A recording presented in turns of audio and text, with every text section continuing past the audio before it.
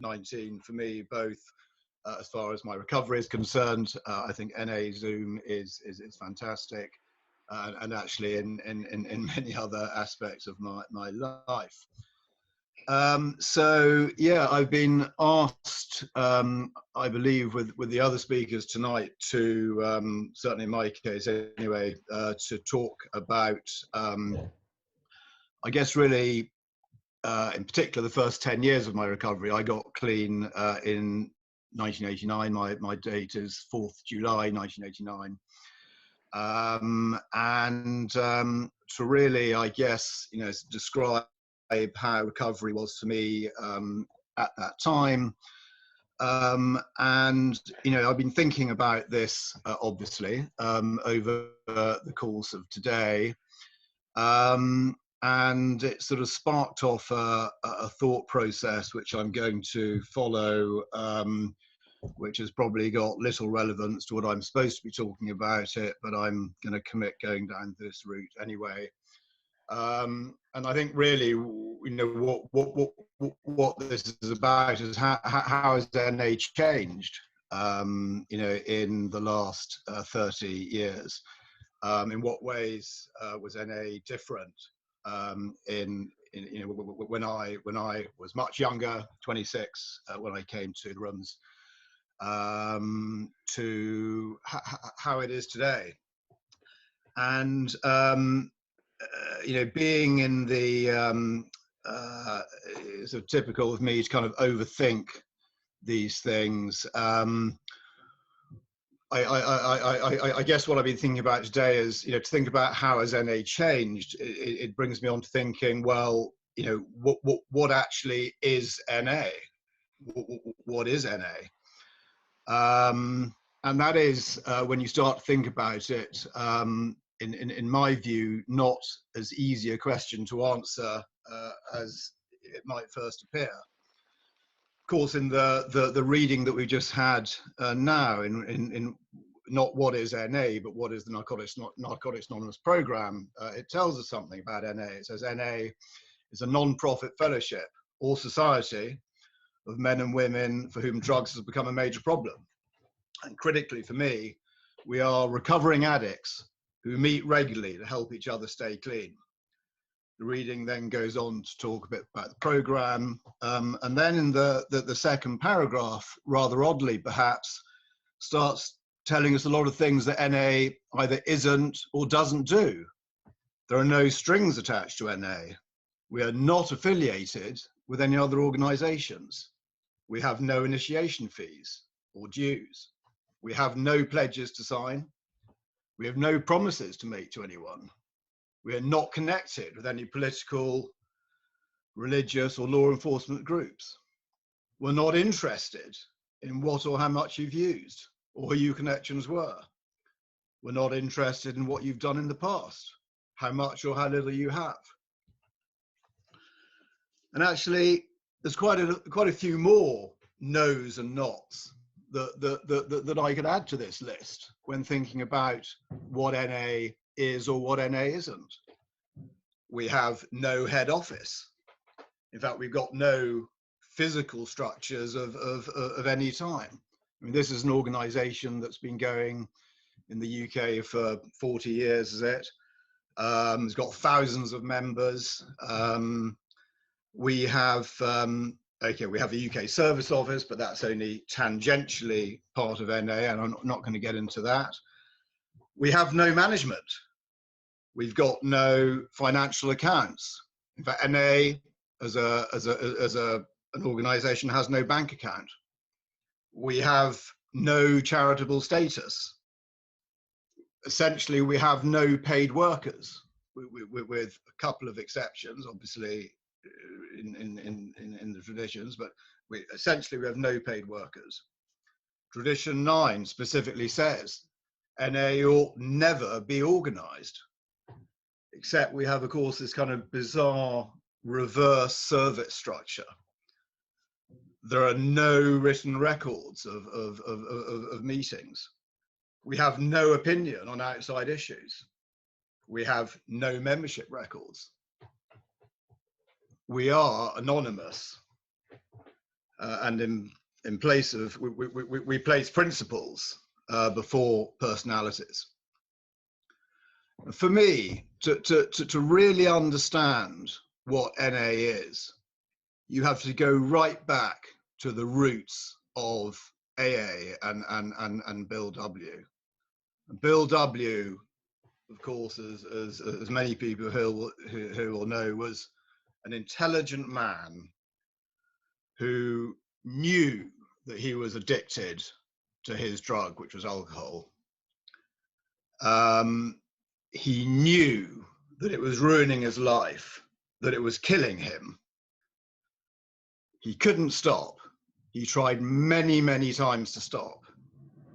But eventually he made two huge discoveries. The first one was that he finally realized that he was powerless over his addiction. His addiction was alcohol. And the second thing that he realized at about the same time, after he stopped drinking for the final time, was that he could only stay stopped by working and sharing with other alcoholics. Or as we in NA have translated that, we admitted that we're powerless over our addiction and that the therapeutic value of one addict helping another addict is without parallel. And the point I'm making here is that NA is more this collection of core beliefs and ideas, and it is much less a tangible physical organization. Oddly enough, in the last 6 months, I've heard two people separately share in meetings the same thing, which is that both these people had got clean a long time ago in the 1990s. They'd been clean for a long time. They'd relapsed for whatever period. And then quite recently, they'd both come back into the rooms. And they both made a big point of saying how different NA is today than it was when they first got clean. And I have to say, I found that pretty interesting. And I don't for a moment challenge their view or their perception that they found NA a different place now to what it was when they first came around. But I have to say, in my experience, when I really think about it, I find it hard to see what those differences are. When I first got clean, I went to a treatment centre for 7 weeks. That's not NA, but it was a 12-step program of recovery. It wasn't a 12-step program. It was a 12-step treatment centre, and I surprised myself by not, in fact, being the model student that I thought I would be when I walked in. I limped out after 7 weeks, having not finished the program in some disgrace. But I did pick up on the one core message that they said, which is, what do you do when you leave here? You get yourself into a meeting. And the first meeting that I went to was in Chelsea, in World's End. It was the newcomers meeting on I think it was Thursday night at 6 o'clock. I might have that wrong.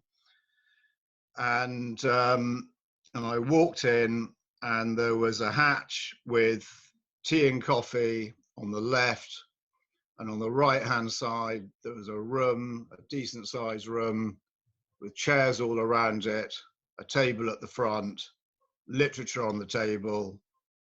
I sat down, the meeting started, the readings were read, same ones as were read just now. There was a chair, people shared, there was newcomers time at the end. I think I probably said something, I can't remember, I probably did. the meeting came to an end. You might find that familiar. And in my first 10 years of recovery, what I did was I went to a lot of meetings. Meetings were the same then as they are now. I tried to share, I tried to meet people, and I tried to get on with my new life. Not using has been at the core of my life for the past 31 years. Before July the 4th, 1989, I couldn't go one day without using. And I've now gone about 11,000 days consecutively without picking up. And you have to say that that's been a success. The not picking up a day at a time bit has been a success. And I think this is the bit which people outside of the fellowship cannot possibly understand. Even having gone 11,000 days now without picking up a drink or a drug, if anything, NA is more a part of my life today than it was in the first decade of my recovery. And that is because in some often definable, sometimes less definable way, the disease of addiction remains a part of my essential being. And addiction is the cement which holds NA together, which makes us all come back day after day, week after week, year after year, and in fact, decade after decade. The point that I'm trying to make is that history is hard to do in NA. The steps and traditions haven't changed and never will change. I, of course, have my own history of getting clean, of learning how to live clean, the ongoing challenge of continuing to live clean.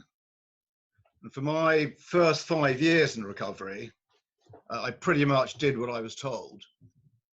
After that, after 5 years, I kind of made a conscious decision to think about which parts of recovery really worked well for me, really meant something to me, worked most powerfully for me, and which parts I was less connected with. And I believe that has given me a solidity that has helped me over the years. Most of all, those first 10 years of recovery have given me the life I have today and the recovery that I have today. And that means to me, or includes trying to live in the present without fear. It's not easy to do. I think having some real humility,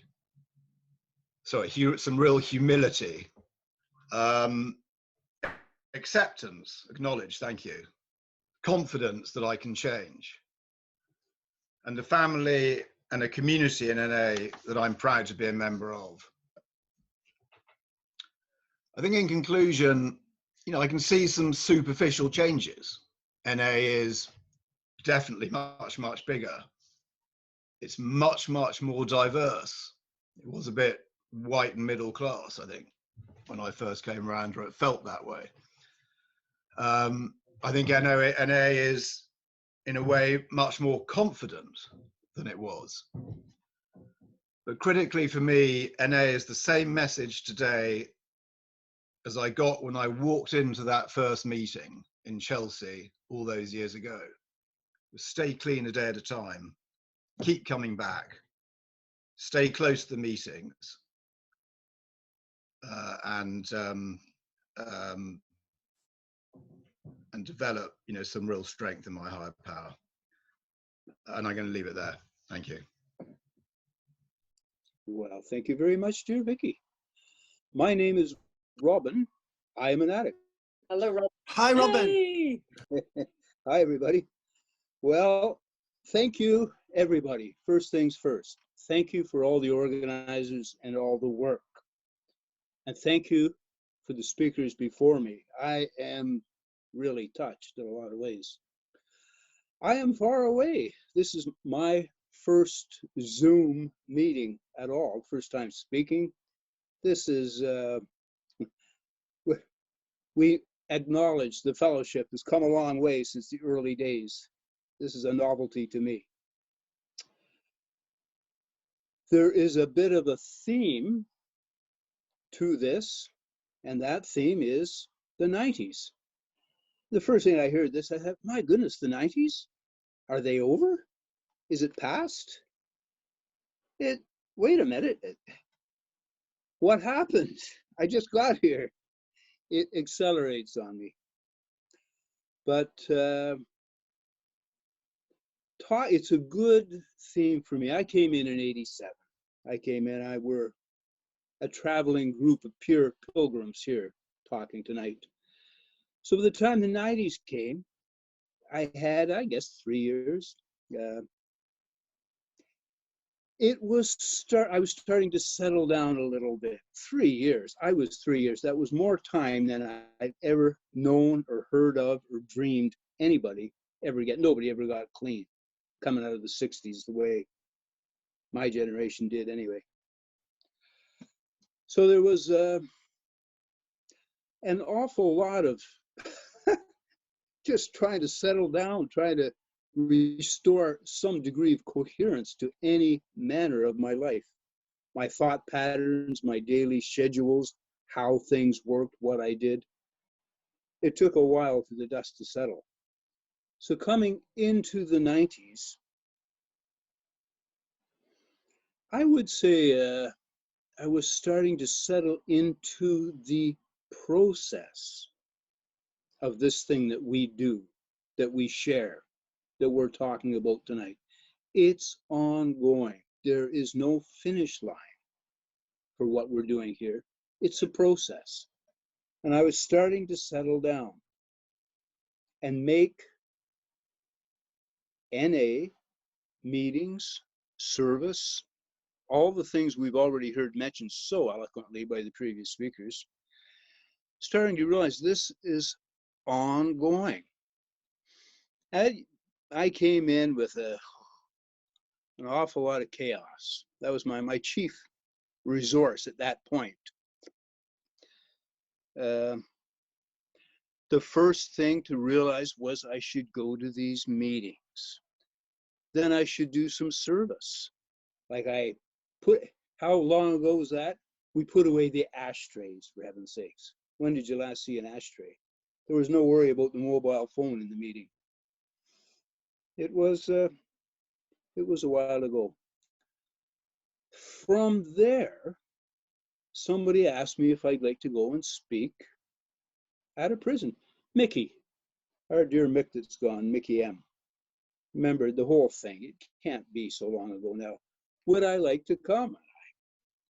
If he thought I could do it, I could give it a try. And after a bit, I was asked if I'd be the secretary at a prison meeting. And from then till now, that has been a stable, ongoing element of my recovery. H&I, hospitals and institutions. It suited me in different ways. We are a vast variety of personalities, of capacities, of skills, of aptitudes, of backgrounds, of everything. For me to actually go to a prison, to go through the nonsense to get in, to be there, it mattered to me. It's a dark, cold, rainy night. You'd prefer maybe to settle down inside. You're going to head out onto the tube, cross London, go somewhere and queue up and da-da-da.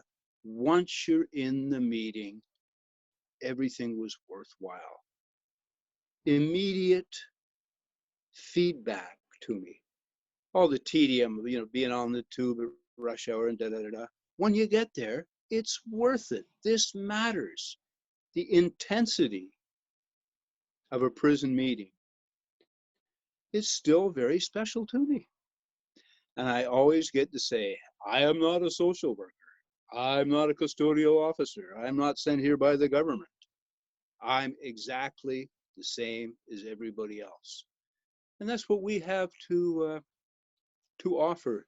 There is no parallel for one addict helping another. And I said, look, if I can do this, I did time way back when. I got out, I was straight full tilt back into the mad outlaw lifestyle the minute I walked out the gate. I was not going to change until I found this. And I passed that on. Who knows who finds it, but by doing all of that, I have stayed clean, that at least. And sometimes now and then at a meeting, somebody will come up to me. It has happened, and they say, you took the meeting in Pentonville or the Scrubs or whatever. And I am so delighted. You don't know what's going to happen, but what a positive feedback. And what a learning experience. Dear me, I'm thinking about it all. So you get all kinds. So we have our literature, we have our principles, but sometimes it's just the human experience that really makes the whole thing come to life for me. And I can remember a couple of contrasting encounters that I had. One was one at the very, very beginning, before I found this way of life, before this support system, before I found NA.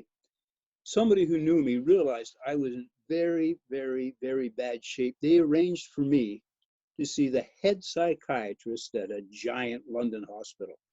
And I didn't. I was still using, I was loaded, I was in rough shape. I went because they thought I should go. I had no expectations.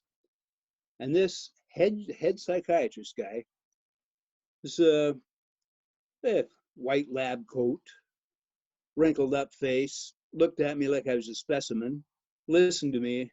I'm hallucinating off the walls. I'm loaded for breakfast. I'm in pieces, to be brief about it. His helping hand was this, the guy. He says, well, give it 6 months. And if it's still bothering you, come back and see us then. Hey, we translate it as that is, shove off, kid, get out of here. You know, we know this. God is the best dramatist. And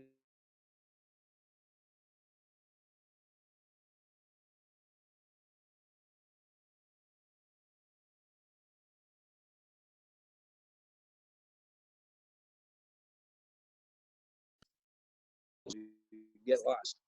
Disbelief and shock. I even picked it up, and I personally had no expectations. It took NA to get me back into some semblance of a coherent personality. Second little anecdote picture in contrast to that one. This one was in a short-term detox center, and I was new. I thought, how can I go here? I spent my whole life as a career dope dealer. All I did was run mad deals with mad outlaws my entire life. Now I'm going to go to this hospital and tell these people, if you do this, you'll be clean. I felt like I can't do this, but they said I could, and so I had to go. And one of the first things that happened, I am there, and these people, you know what, a bunch of desperate people, newcomers in rough shape, in their first week or whatever. It's so touching, it's so moving. You so want things to be okay for people. And I took the literature and I had a format.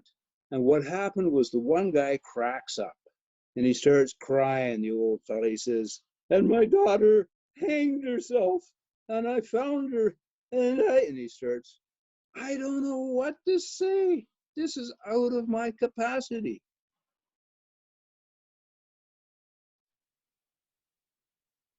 A little old lady in the group She knew what to do. She did the right thing.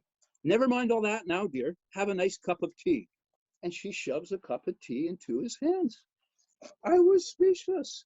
It was the best move at that time in that place. She was practical, and she beat the hell out of the head psychiatrist for offering the human touch, some solace, something. And the gentleman, he subsided into a chair and had his cup of tea, and hopefully got on with his life after that day. But I have always remembered those two cameos. We are not a bunch of professionals preaching at people. We work by attraction, not promotion. That's what God, the first time I heard somebody tell something like my story, they'd lived the life, the dealing life, the wildlife. You know, first thing I ever thought was, hey, man, I wish we'd met when we were loaded. We could have had fun together. And then I kind of woke up, hey, we can be friends now. And it worked out that way. And it became our fellowship. It became our community. Family for me was not that much of a successful experience. From a bit of a, you want to say addiction is an inherited quality. That might sum up an awful lot about my family anyway. I don't have a great deal of, I don't get support or bonds there too much. So I don't use the word family around our thing, but community, fellow pilgrims, close friends, fellow travelers, mates, whatever you want to say. Community. We have a community. It's big, it's vast, it's disparate, all manner of different people. Now, right here, sitting, I'm on a tiny island, multiple time zones away. It's the middle of the night for me, and I'm seeing London. I'm seeing people I haven't seen at least for half a year. Some people I haven't seen for 10 years. I feel back in touch with my home. I fled the law in Canada 30 odd years ago. You ever hear that once? Some guy said a while ago, when I came around, nobody wanted me. I came around, I was wanted, I'll tell you. Wanted, better to be wanted than had. It was midnight hours, fast moves, and living on the ends of your nervous systems. Oh, God almighty. And now it's a long time ago. Back to the theme is process. This is process. We've been doing this. And it becomes conditioned reflex. You know, my weekly structure, let us say, in London was based around, before all of this recent upheaval, structured meetings and the other things I did, my work, my art, my studies, whatever, it would automatically work around getting to a meeting, leave the meeting, I have time for lunch on this day, go to the next thing that I go. It's a structured thing. I don't make any, I'm freed from the burden of choice or decision, which can wear me out sometimes. It's Monday at 10 o'clock, I'll be at the Soho meeting, or would be.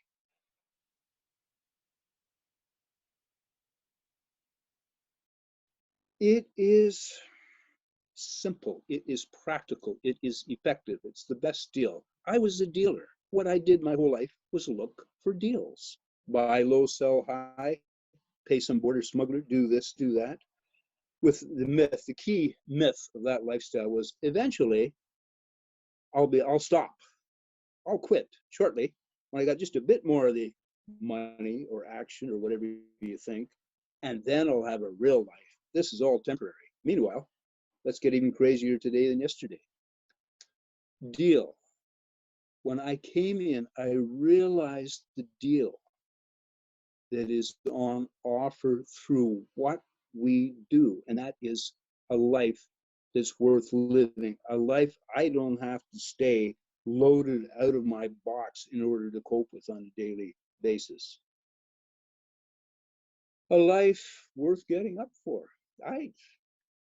33 years, there's been an awful lot of ups and downs. I suffer from a depressive illness. It's no fun. I've had losses, I've had changes, I've had bereavements in the fellowship and out. I felt shattered at points. I have lost my desire to go on. But I have been carried by this tidal current, this growth thing of NA, the fellowship, our society, because I'm part of, I don't have to make a decision to go, I go. I have a bank account, let us say, at least 4 meetings a week. When I get slammed by something out of nowhere that knocks out my equanimity, my equilibrium, I still have the momentum or the bank account of long-term recovery to carry me on. Sometimes I forget it all. It's a program of constant reminder. I'm reminded. I try to listen to the steps every time. I try to, as you get the steps, they are a set of formulated principles, and then people tell their individual stories, and you get the light, the cameo, the way they interpreted step 3, the way they did step 5, when they did step 11, carried them through step 12 doing the prisons. Whatever it is, how we interpret a set of principles into our daily life so simply that we can do it in our daily life. It's not like, you got to go off to church on thank you. The 7th day of the week, you go to church for an hour and listen to somebody talk, and that's the end of your spiritual thing. That was the inheritance of my youth. Our thing is a daily, ongoing, vital, living thing. It's not some line from somewhere. It's not the kind of God you have to wind up on Sunday. It carries us on. Whatever I put out, as a dealer, I was looking to invest for a large return. Whatever I put out, going through tedious London rush hour traffic to go to a prison, the feedback is incredible. The payback is insanely disproportionate to what I put out. Oh dear, oh dear, oh dear. Always, if I have said one useful thing that one person can take away, then that will have been worth trying to find the words for this here and now. Dear Paul, next month, July, it'll be 5 years we said goodbye to Paul, whom I sponsored for 25 years. I did not have things in my life that went on for 25 years. Paul died clean, and we had the service for him. It was a tangible, spiritual, overwhelming reality. All of us together with his spirit in that meeting place that day. And dear John, who spoke, he said so well, this, I always think of this now when I think of Paul. Paul was not a doctor, but he saved lives. And that is so good. That's it. He always put out his energy. He stayed clean to the end. People to whom he passed the message and the energy are passing it on in their turn now. It was an honor and a privilege and a deep joy to be part of his life. And he went. We're all bereft, but he's still part of us. He's still going on for us now.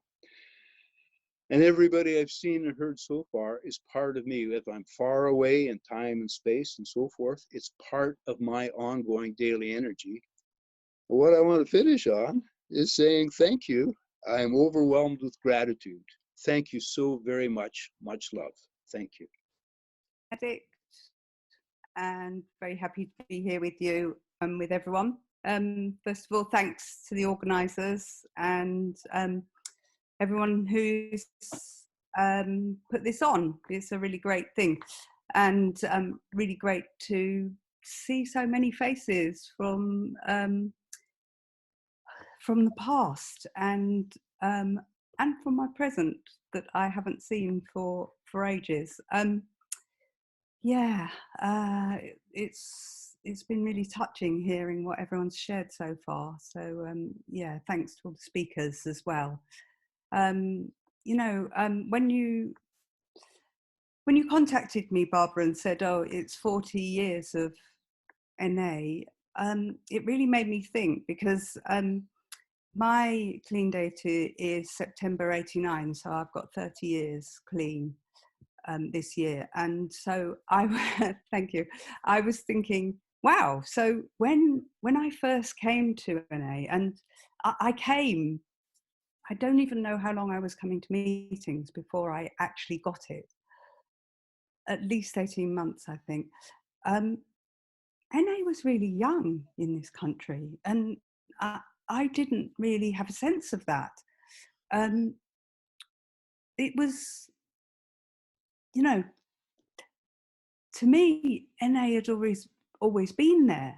And what I realise now is how lucky I am that NA was there. How fortunate that that this wonderful resource is was available to me.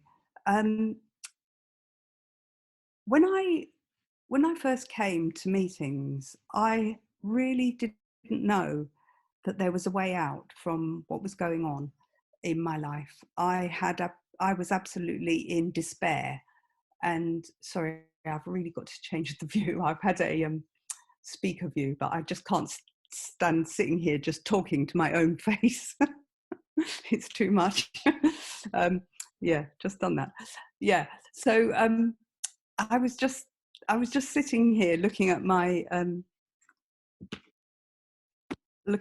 book, and I was thinking about when I first came to meetings. In fact, before I came to meetings, was it before? You see, this is one of my problems. It's 30 years ago. I have an additional illness now. I've got ME, and it gives me some memory problems. And sometimes I can't remember all of the things that happened. I can't remember the order that things happened in. And, you know, some of it is quite hazy now. And I think, what happened in what order? When did some of it's really clear to me. And I can really remember so clearly the feelings of how it was to walk into a room of people who are like me and have that feeling of, my God, these people understand what it's like to have this terrible problem and to think like I think. But which NA room did I walk into first? How did I get this message? That bit is really unclear. How long did I go to those meetings still using? That bit is unclear. It was a long time when I was going, and people would say, you know, that bit about if you've got any drugs or paraphernalia on you, then leave them outside the room. And I'd be there, sitting there with my bag full of, you know, I'd have loads of, you know, that just in case stuff. You know, because I was getting prescribed Phyceptone pills at the time. You know, if anyone doesn't know what that is, methadone pills. You know, I had a private prescription of them by that time, and that wasn't drugs or paraphernalia to my mind. It's fine. It's prescribed. And I had another prescription that I was getting from my GP, and he was a dodgy GP, so. You know, he was giving me Rohypnol, even though you can't get that, you know, and well, that's not drugs, that's something else, because, you know, that's not my drug of choice. So, you know, so that was my twisted thinking that, you know, none of that counted. So I couldn't be honest to save my life. But actually, I was there to save my life because I wanted to die when I walked into these rooms, and I'd wanted to die for a long time. I just didn't have the courage to do anything about it. But if I'd happened to not wake up or in some way, you know, take an overdose accidentally, that would have been fine by me because my life was absolutely unbearable. And the way I was living was disgusting, sordid, really awful. And the other thing was my daughter was 6 at the time, and she had to deal with the consequences of my way of life. So I knew that it wasn't okay. I knew that she was suffering, but I couldn't really admit it to myself. So that was where I was when I walked into these rooms. And I did that because a friend of mine who I'd fallen out with, over drugs, of course, I bumped into her, and I was living in a homeless hostel at the time. And she told me that she started going to these amazing meetings, and she used like I used. But she was 4 months clean. And 4 months clean was like climbing Everest, because I had not been a day clean in probably 10 years. Even when I was arrested and went to prison, I wasn't clean, because because of course I'd managed to get drugs. And so it was a miracle. And I was talking about this book. So I say I don't know if I remember if I had got the book first in the meeting, or whether I'd got it, or whether I'd read it, because I used to hang around the library when I was still using, because a library was my safe place. Ever since I was a child, libraries were always my safe place. And I remember coming across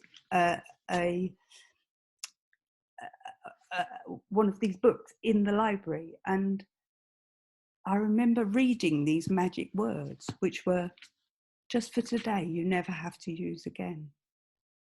And I didn't know how that was possible, but I wanted it, because I always had to use. I just had to use. I couldn't not use, but I didn't want to use. So I knew that I was using it against my will. So when I read bits of the book, and it said these things about, many books have been written about the nature of addiction. This book primarily concerns itself with the nature of recovery. That appealed to me. So, that's something that really called out to me, but I didn't know how it could possibly be true. And when I walked into that meeting, I believe the first meeting I ever went to was one in Archway, which I don't think it's still there. It was in the Methodist church. It was on that island in the middle of a big roundabout in Archway. And, like most of these meetings, it seemed to be in that time, it was freezing cold, drafty. I don't know why that was obligatory, but yeah, the people there were so warm and kind, and the important thing was they were speaking the language of my head and my heart. And that woman who told me about the meeting and told me she would be there and invited me to go there, she's still in recovery today. A lot of you probably know her, Sue, and her husband Nick. And that was at a time when there weren't very many meetings. I've still got the where to find from those days, and that where to find is a folded sheet of A4 paper.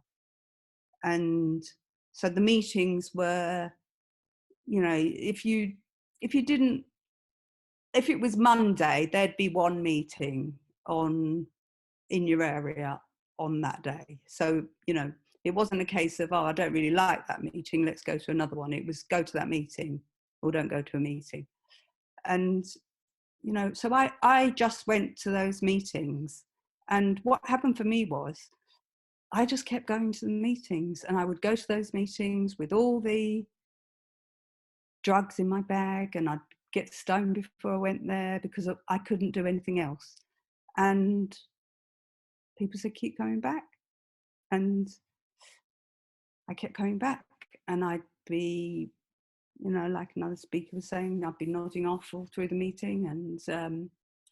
And I got one of these books. It's not this one. I have got the old one, and it's got, it's filled with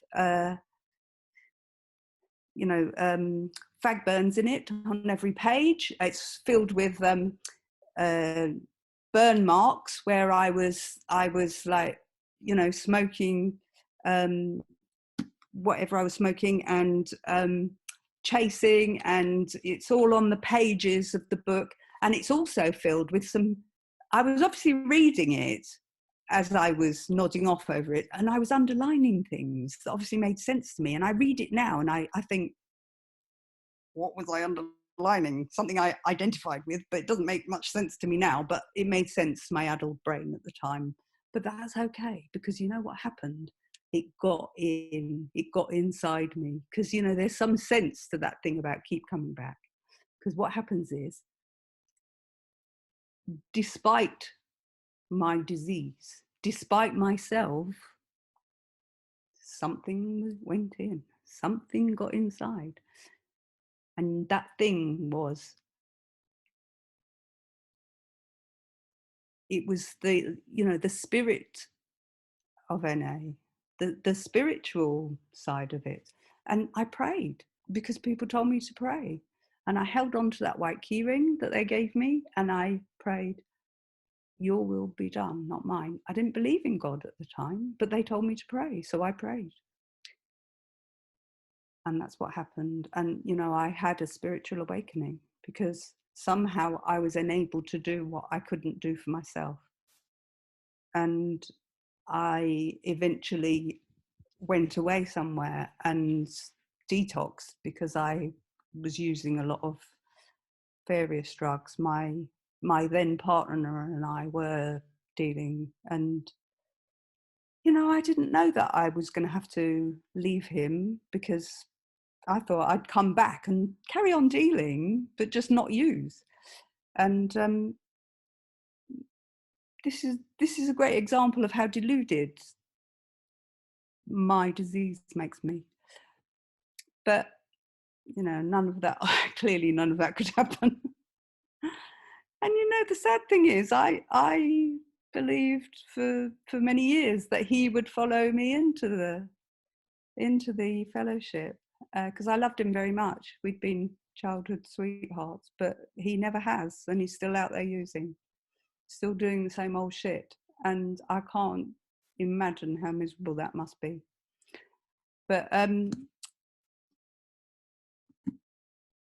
I did the stuff. I kept coming back, and those days were, do you know how it was for me? I was terrified, but I was so excited as well. That thing about finding this fellowship was so exciting for me.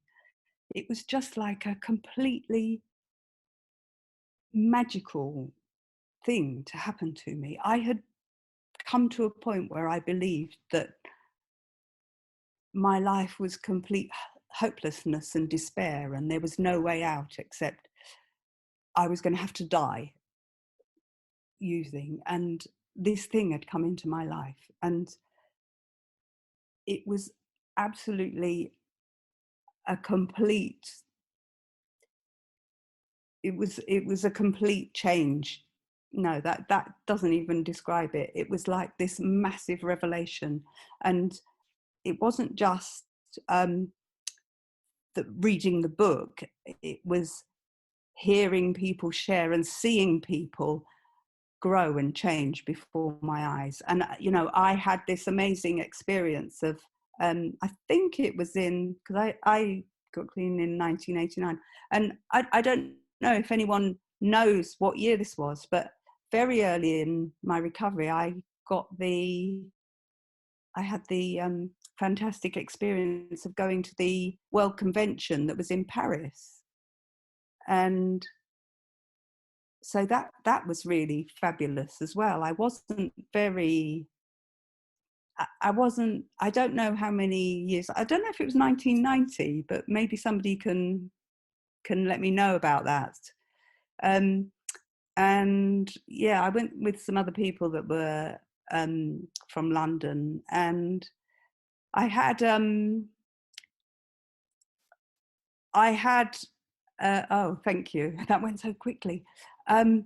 yeah, my sister came over. My sister was living in France at the time. And so I traveled over to France and stayed there. My sister came from Toulouse.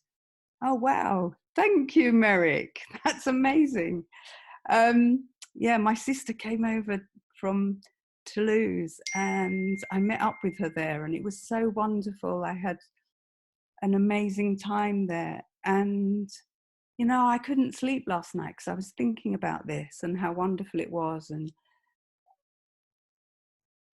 And then it really hurt my heart, because that was really when her alcoholism took off after that. And she died about 4 years ago as a consequence of her alcoholism. And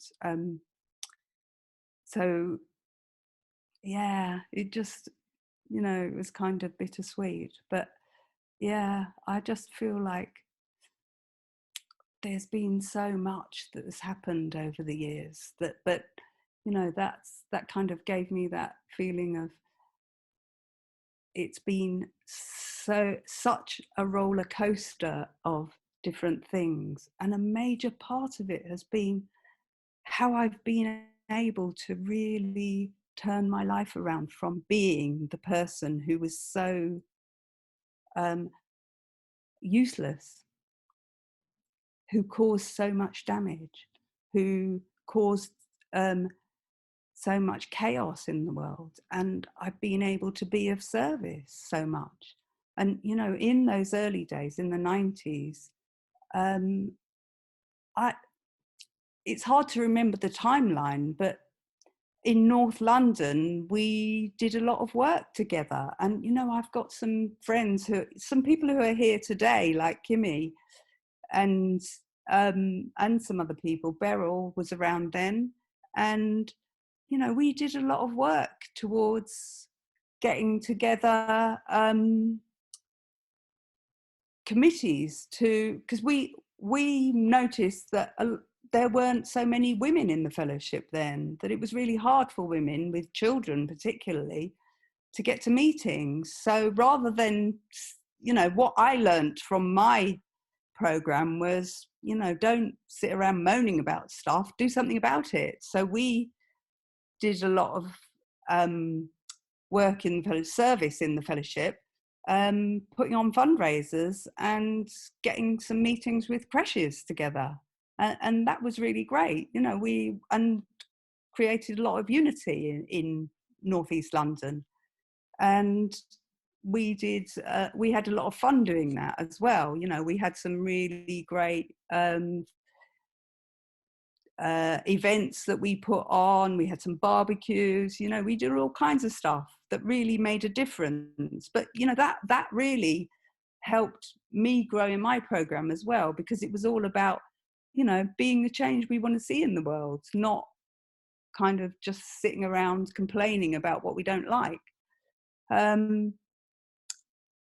And I was thinking as well about, you know, my sponsor, Tina, who's moved all the way down to Cornwall now. She's obviously not my sponsor anymore, because, you know, that wasn't, you know, when she left, and she got married and moved away. But at the time, she encouraged me to start doing service at area level. And, you know, I think Merrick was on that committee at Jackson's Lane. We used to do that. And I think that means my time is up now. I had a timer going as well.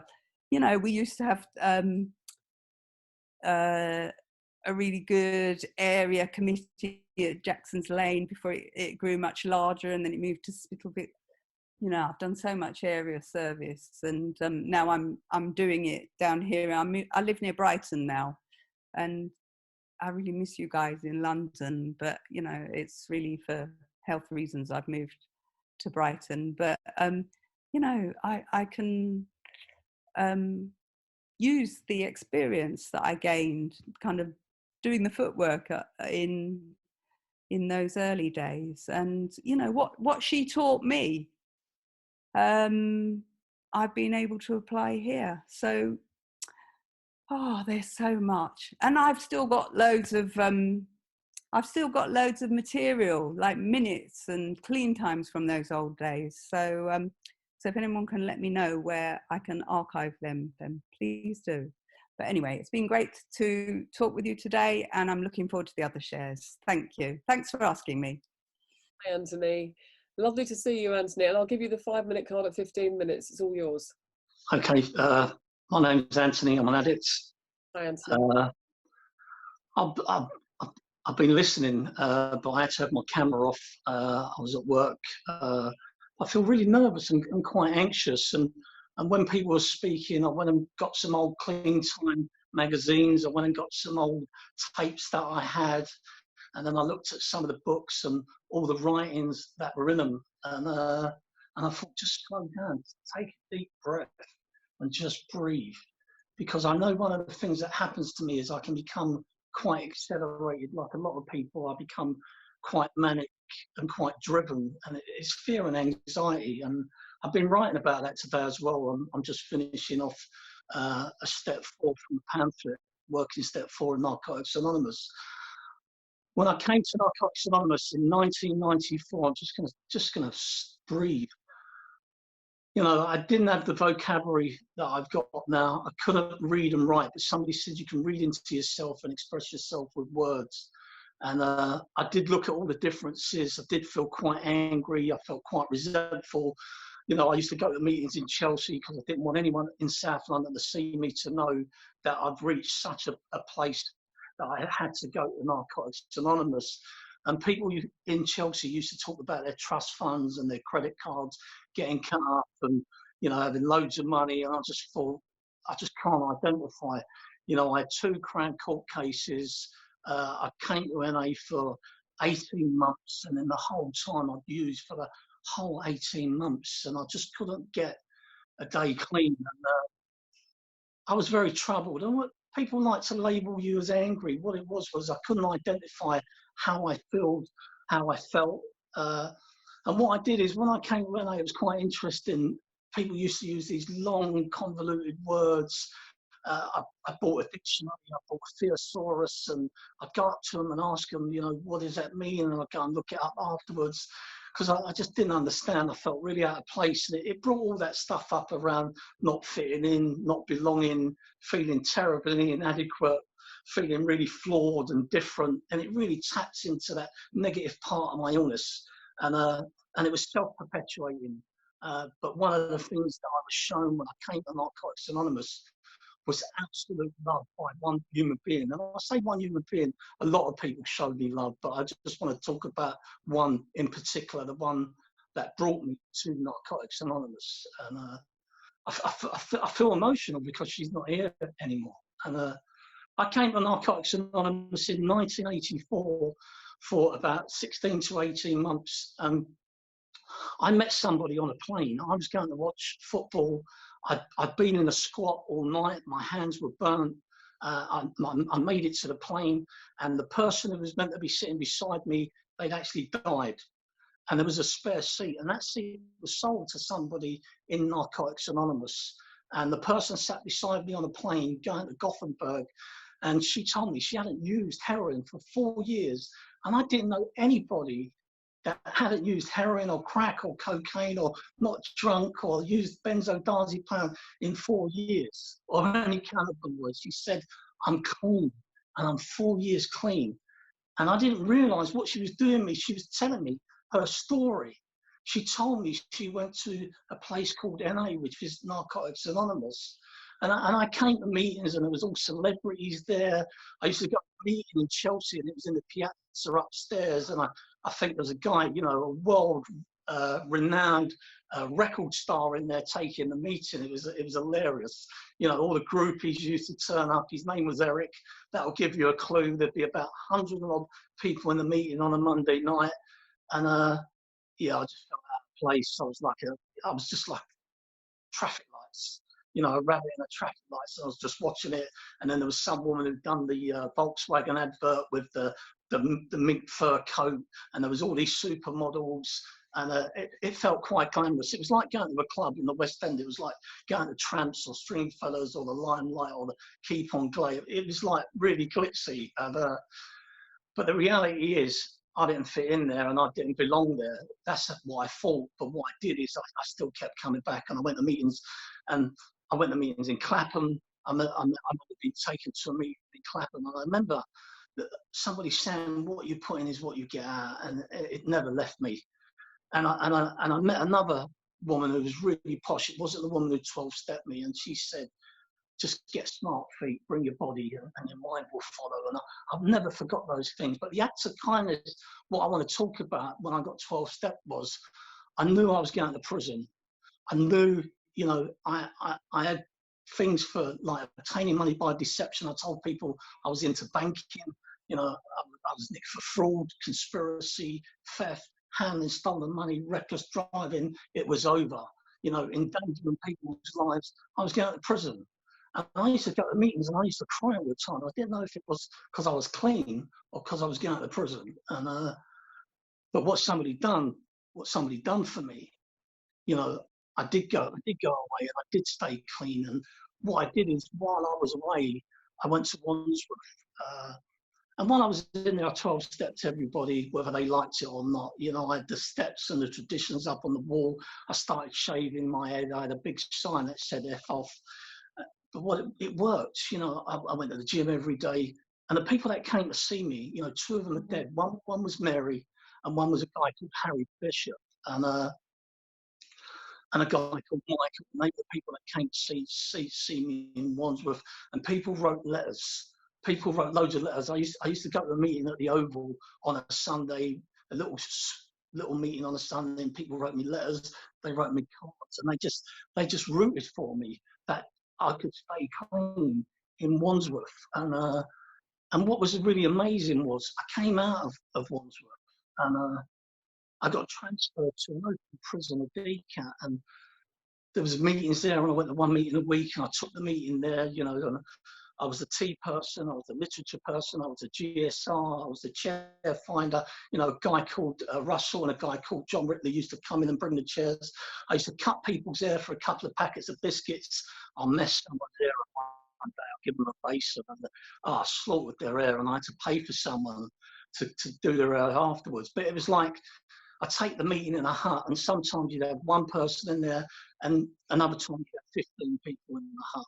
But the reality is, in being of service, in giving to others, all the things that I don't want to do made me feel better about myself. And I've always heard it said in the fellowship, the highest aspiration of the human heart is to be of service to another human being. I didn't want to be of service to another human being, but I did, because it made me feel better about me. And in giving, I received so much. And I knew from the 3 people that came to see me and rooted for me the whole time that I was there, that I needed to do what some of those people did for me. And the reality is, I couldn't get out, I couldn't get home leave, or I couldn't get parole. And the reality is, the person that I met on a plane, the person that I'd never met before in my life, put up her house for my parole.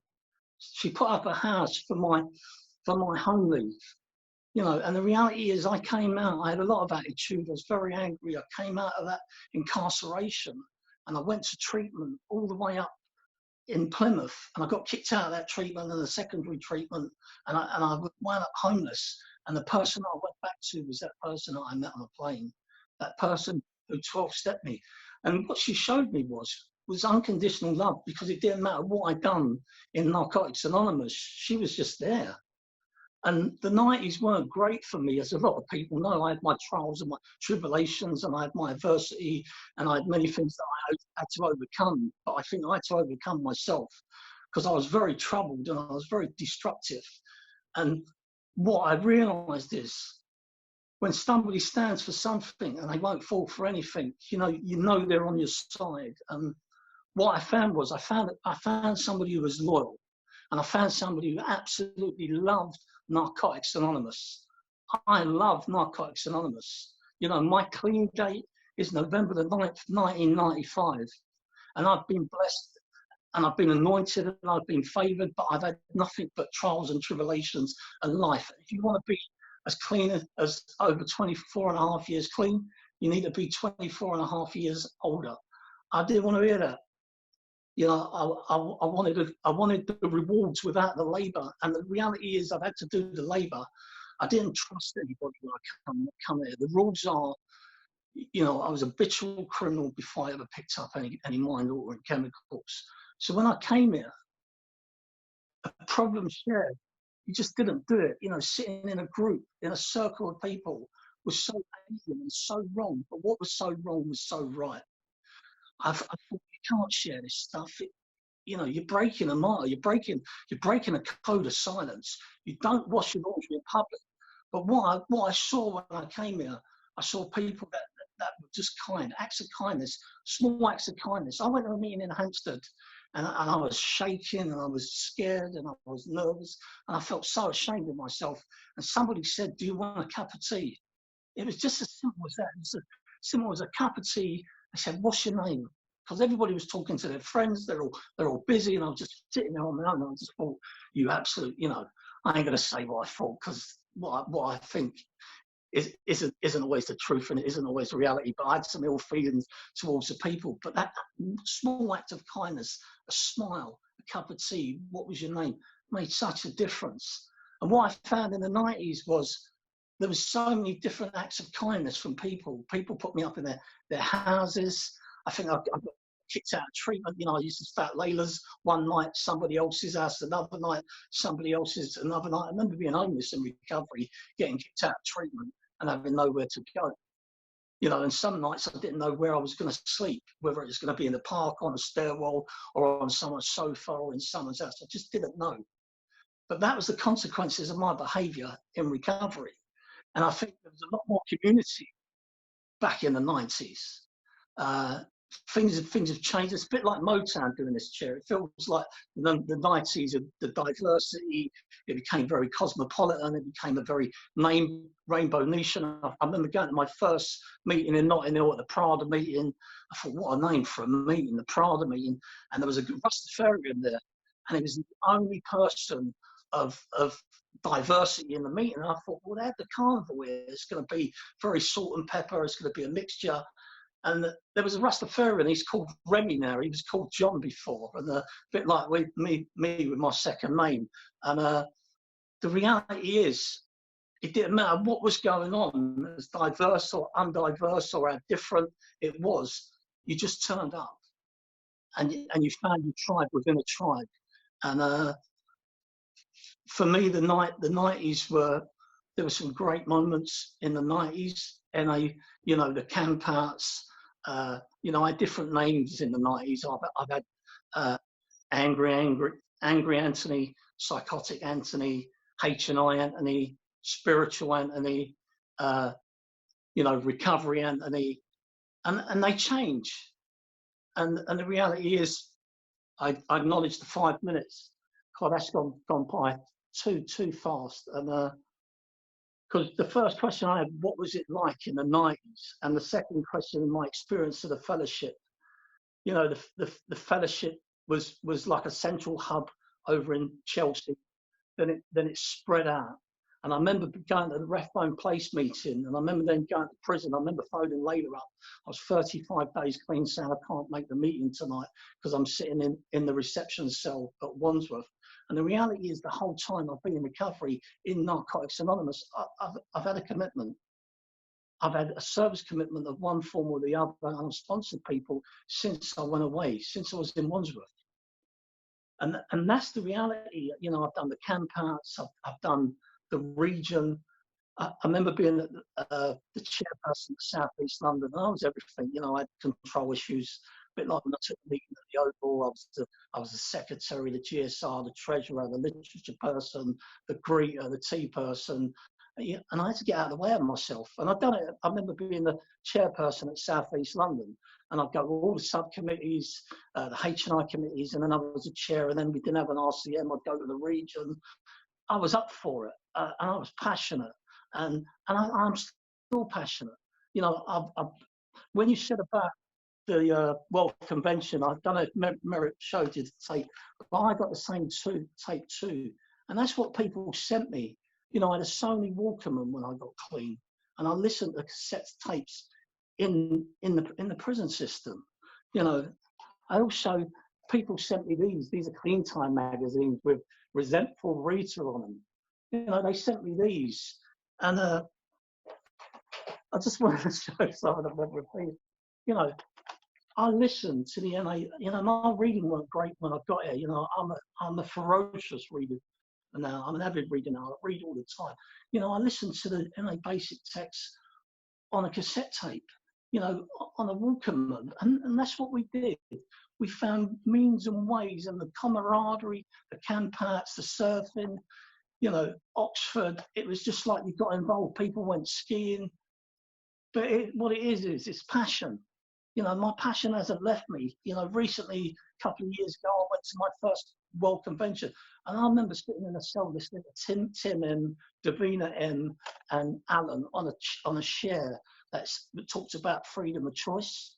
And I used to listen to it over and over again. I didn't have that many cassette tapes. You were only allowed so many. And then I met Tim when I left that place, and I met Davina and I met Alan. And the reality is, I went to a World Convention in Florida, and I got the opportunity to speak there. And I've been to Southern California, I've been to Baltimore, I've been to New York, I've been to Washington. You know, I've been blessed. But the other blessings is because it says, how has my life changed? You know, I've been able to sustain a marriage, be a father, be a son, you know, be a father to my 2 daughters. I couldn't do that before. I couldn't sustain a relationship. You know, I've gone to college, I've gone to university, I've gone and got a degree, I'm going back to university. And what I was when I got here is I was a heathen. I had no morals, no values, I was antisocial, you know, I could diagnose myself in terms of psychopathology. You know, I fall under a million different diagnoses, but I've become a better person. A person that I walked in the door is the only person I can compare myself to. You know, as I said, I was a habitual criminal. That's what I did, and I used for 20 years, and I haven't used for almost 25 years now. And what I do is I still do the things that I did in the 90s. I still do those now. I still sponsor people. I still go to Narcotics Anonymous meetings. I still read the literature. I still work the steps. I still pray. I still meditate. I do all those things because my disease hasn't gone anywhere. It's really patient. What I would say, all the people that I got clean with, not all of them. That's a bit of a exaggeration. A lot of the people that I went through primary and secondary treatment that came to NA in 94, 95 aren't here anymore. When I left treatment, 4 people died within 6 months. And they used to laugh at me because I used to go to meetings. They used to treat me with disdain and disgust and contempt and put me down, humiliate me, criticise me because I thought, you can't keep me clean. What I knew could keep me clean is Narcotics Anonymous. And you've got to give your all. I give my all to my using. I was devoted to my using, and I've got to be devoted to Narcotics Anonymous. And that's the reality. You know, I'm doing the best that I can. But it's never ending. It's an everyday recovery, just like it was an everyday illness. I used every day, and I need an everyday recovery. And I remember all those people that came here in '95: Usman, Melvin, Carly's. You know, I don't know when Doc T came here, but Mary sent me the tape of Doc T. You know, I've got a tape. My time's up. I've got a tape there of Usman when he came to Goldsmiths College when they had the convention in South East London. What a scream up! They just weren't having it. It moved straight back to Notting Hill. Got loads of stories, but I haven't got enough time to tell them. But thanks for this opportunity. Thanks to the committee for asking me, and thanks for letting me share. Thank you. Be the 5-minute card at 15 minutes, and the meeting's yours. Thank you. Hi, I'm Beryl. I'm an addict. Hi, Beryl. Hi, I am so nervous. You know, I'm not a person that do nerve, but today I am. So I'm going to start with telling you a joke. What's green and hard? A frog with a flick knife, right? Thank you. That kind of helped me to see me through. You know, I always like to start my chair with 1990.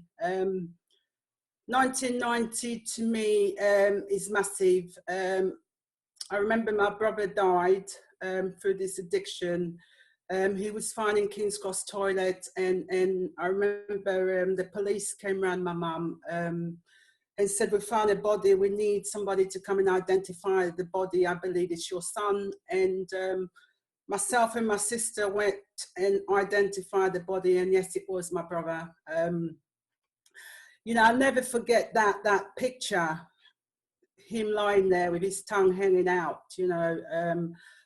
Straight away I thought, I never want to see another dead body in my life. You know, at that time I was a full-blown addict. I was using, and I remember going to the funeral and sitting in the funeral car, and I looked at my family and I could see that there was disappointed in me, you know. I did their thinking for them. And I thought to myself, my God, I need help, you know. That could have been me that died. Fortunately, my brother got there before me, because, you know, me and him used to use together. You know, we OD'd quite a lot. That's how I met Layla in our sport, doing all sorts. You know, Layla was really close with my brother, and yeah, so when he died, it kind of gave me the initiative to give up, you know, to go and get for help. And I remember through my using, people used to talk about this blind detox. You know, you'd be sitting there, they'll be saying, yeah, I've just come out this detox place, it was terrible, didn't know how much methadone it was giving us, and blah, blah, blah. And I thought to myself, you know, let me call these people. And I remember they say, you know, you got to really lie to get in there, you know, like say the dealers after you, people's after you to kill you, blah, blah, blah. So I called them, and they said to me, I got to keep ringing them for the whole week, every day, and then to go and meet them at UCH hospital. And I did. And I got this in this detox. I was emotionally, I was bankrupt. I was like proper, you know, grieving for my brother, wanted to do the right thing for my family. For myself, I don't think I was ready, as you would know in my story later on. So I did. I went there, and I met some lovely people in the detox. I met this gay guy. By the way, my brother was gay also. I used to dress him up, you know, and when he used to go to Piccadilly to go and sell himself, he used, you know, he used to look good, you know, with a bit of my touch. So when I got to the detox, I met this gay guy, you know, he really took a liking into me. He said, Beryl, give yourself a break, you know, there's more to you than this, you know. And while I was there, I remember being in prison.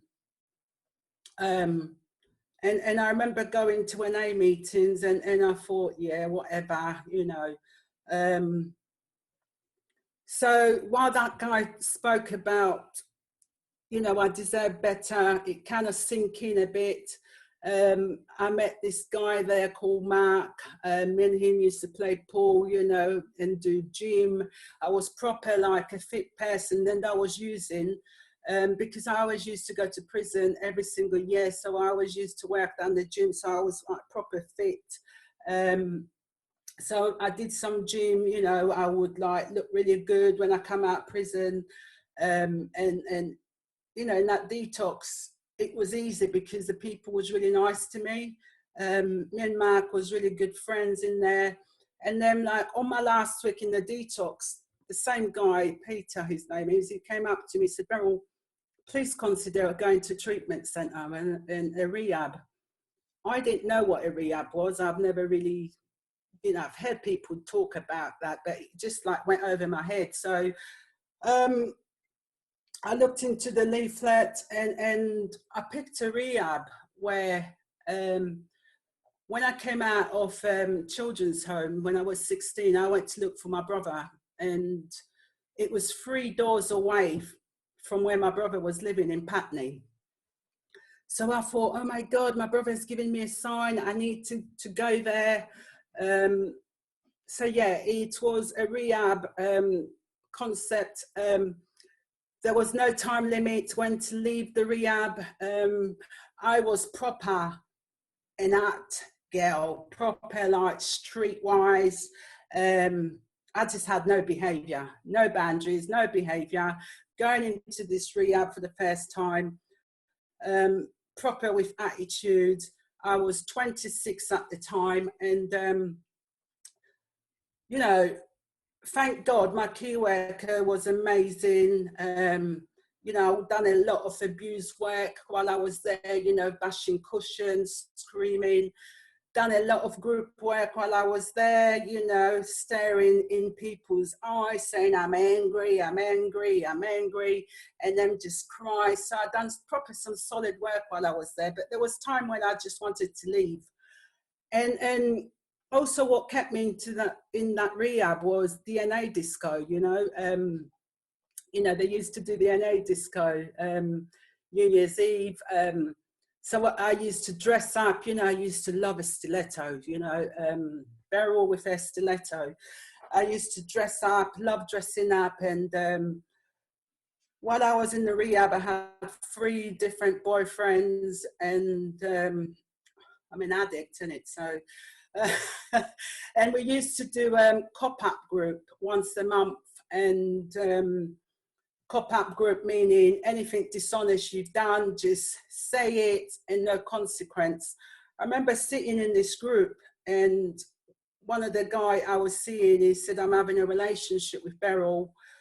And then I'm thinking, blimey. Then somebody else said, I'm having a relationship with Beryl. I'm thinking, God, swallow me up now. Then somebody else said, I'm having a relationship with Beryl. You know, if I was white, my face would have been red, you know.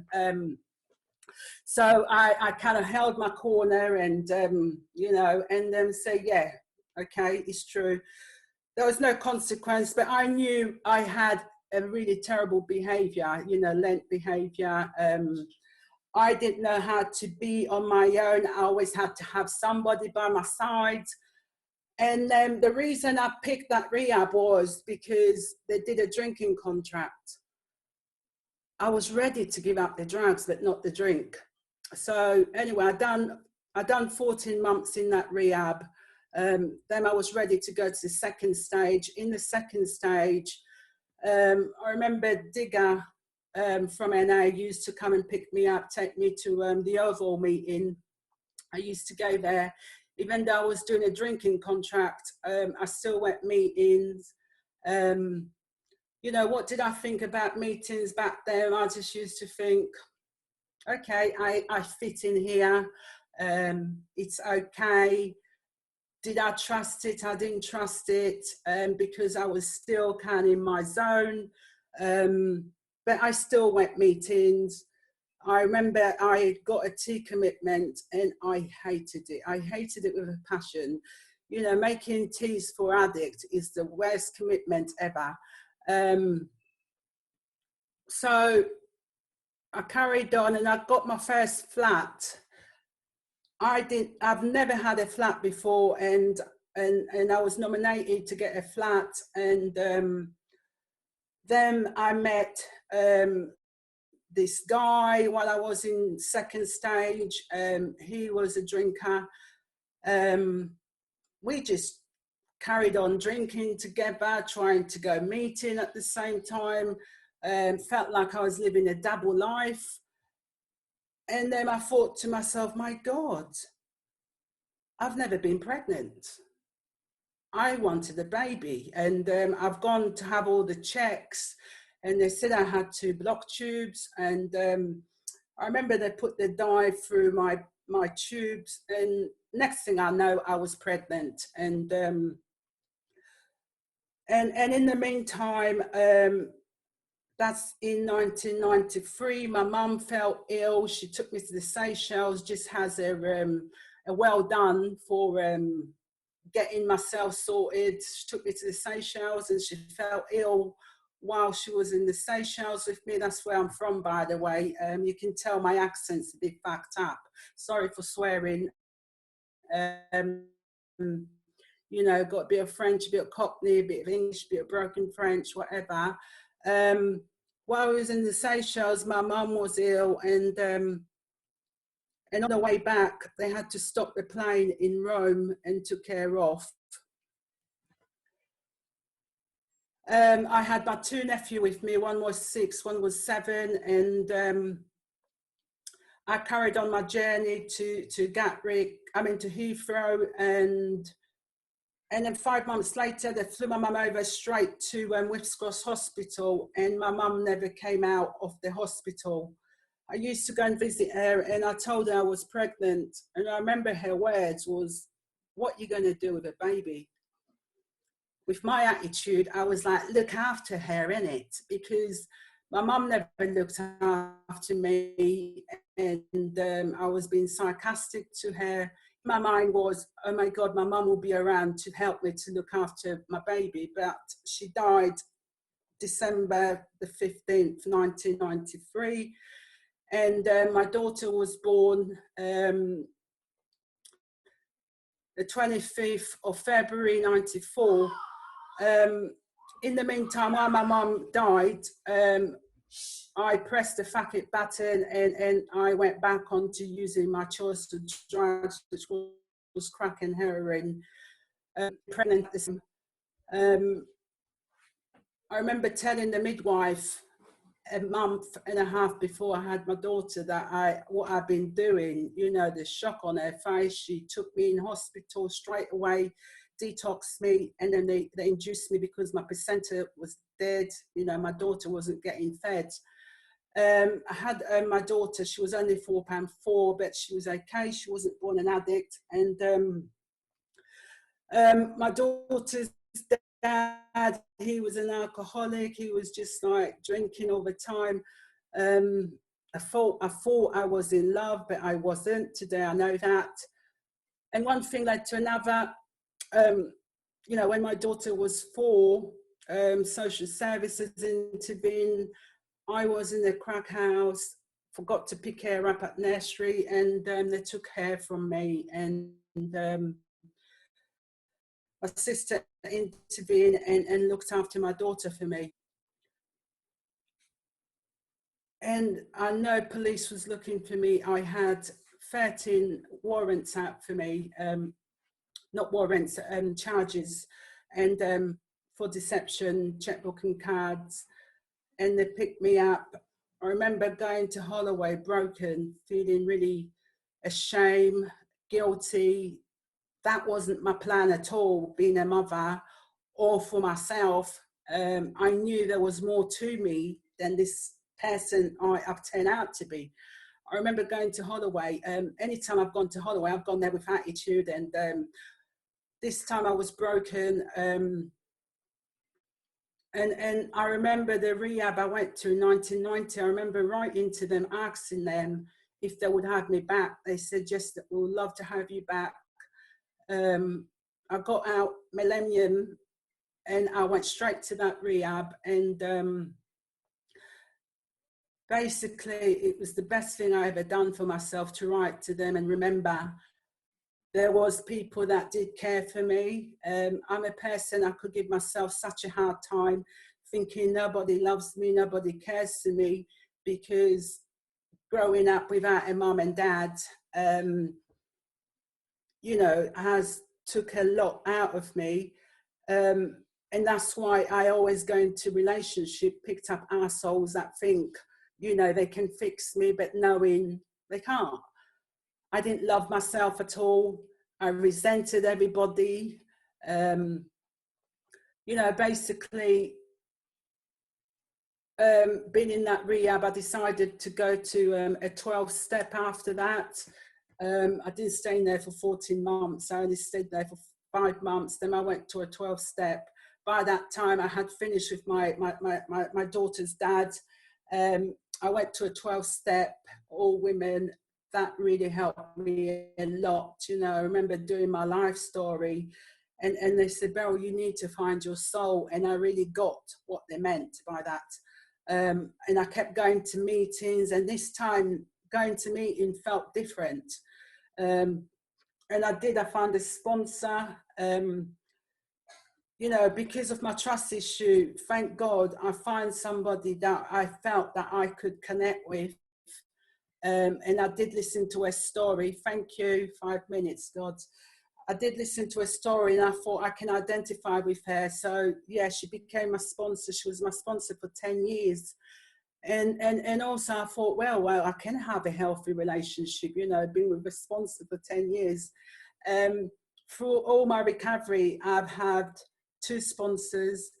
I managed to get my daughter back in my life. I remember going to court, and the judge said, you know, Miss Boffin, we believe you're ready to become a mother. I broke down into tears, you know, felt like I've just given birth. Back then, you know, like Petronella said, you know, thank God to the women in recovery at that time. You know, I kept going to the women's meeting, just totally be honest, just vomit over people, just tell people where I was at. You know, I was unable, I didn't know, I didn't have a clue. You know, I kept being involved in recovery. So yeah, I felt like there was a light at the end of the tunnel. And then I started this relationship. I went on a blind date, and you know, he was working in the treatment centre. He was 5 years clean. I thought, okay, the treatment centre I'm attracted to. He came kind of like fair down the road. So it was in sort of relationship. It was on and off, you know, on and off, you know, for God's sake. I didn't love myself. I wasn't ready to be in a relationship. But like I said, you know, I just wanted to be loved by somebody, someone, anyone that would put up with me.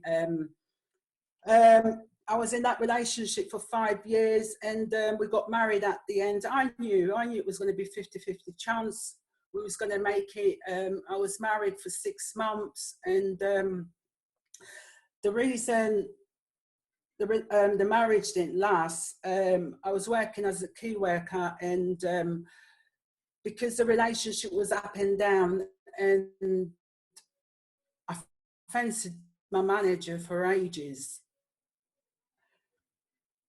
And yeah, you know, there was a flare in, and 3 days before I got married, I thought, you know what, let me just do it. Let me get it out my system.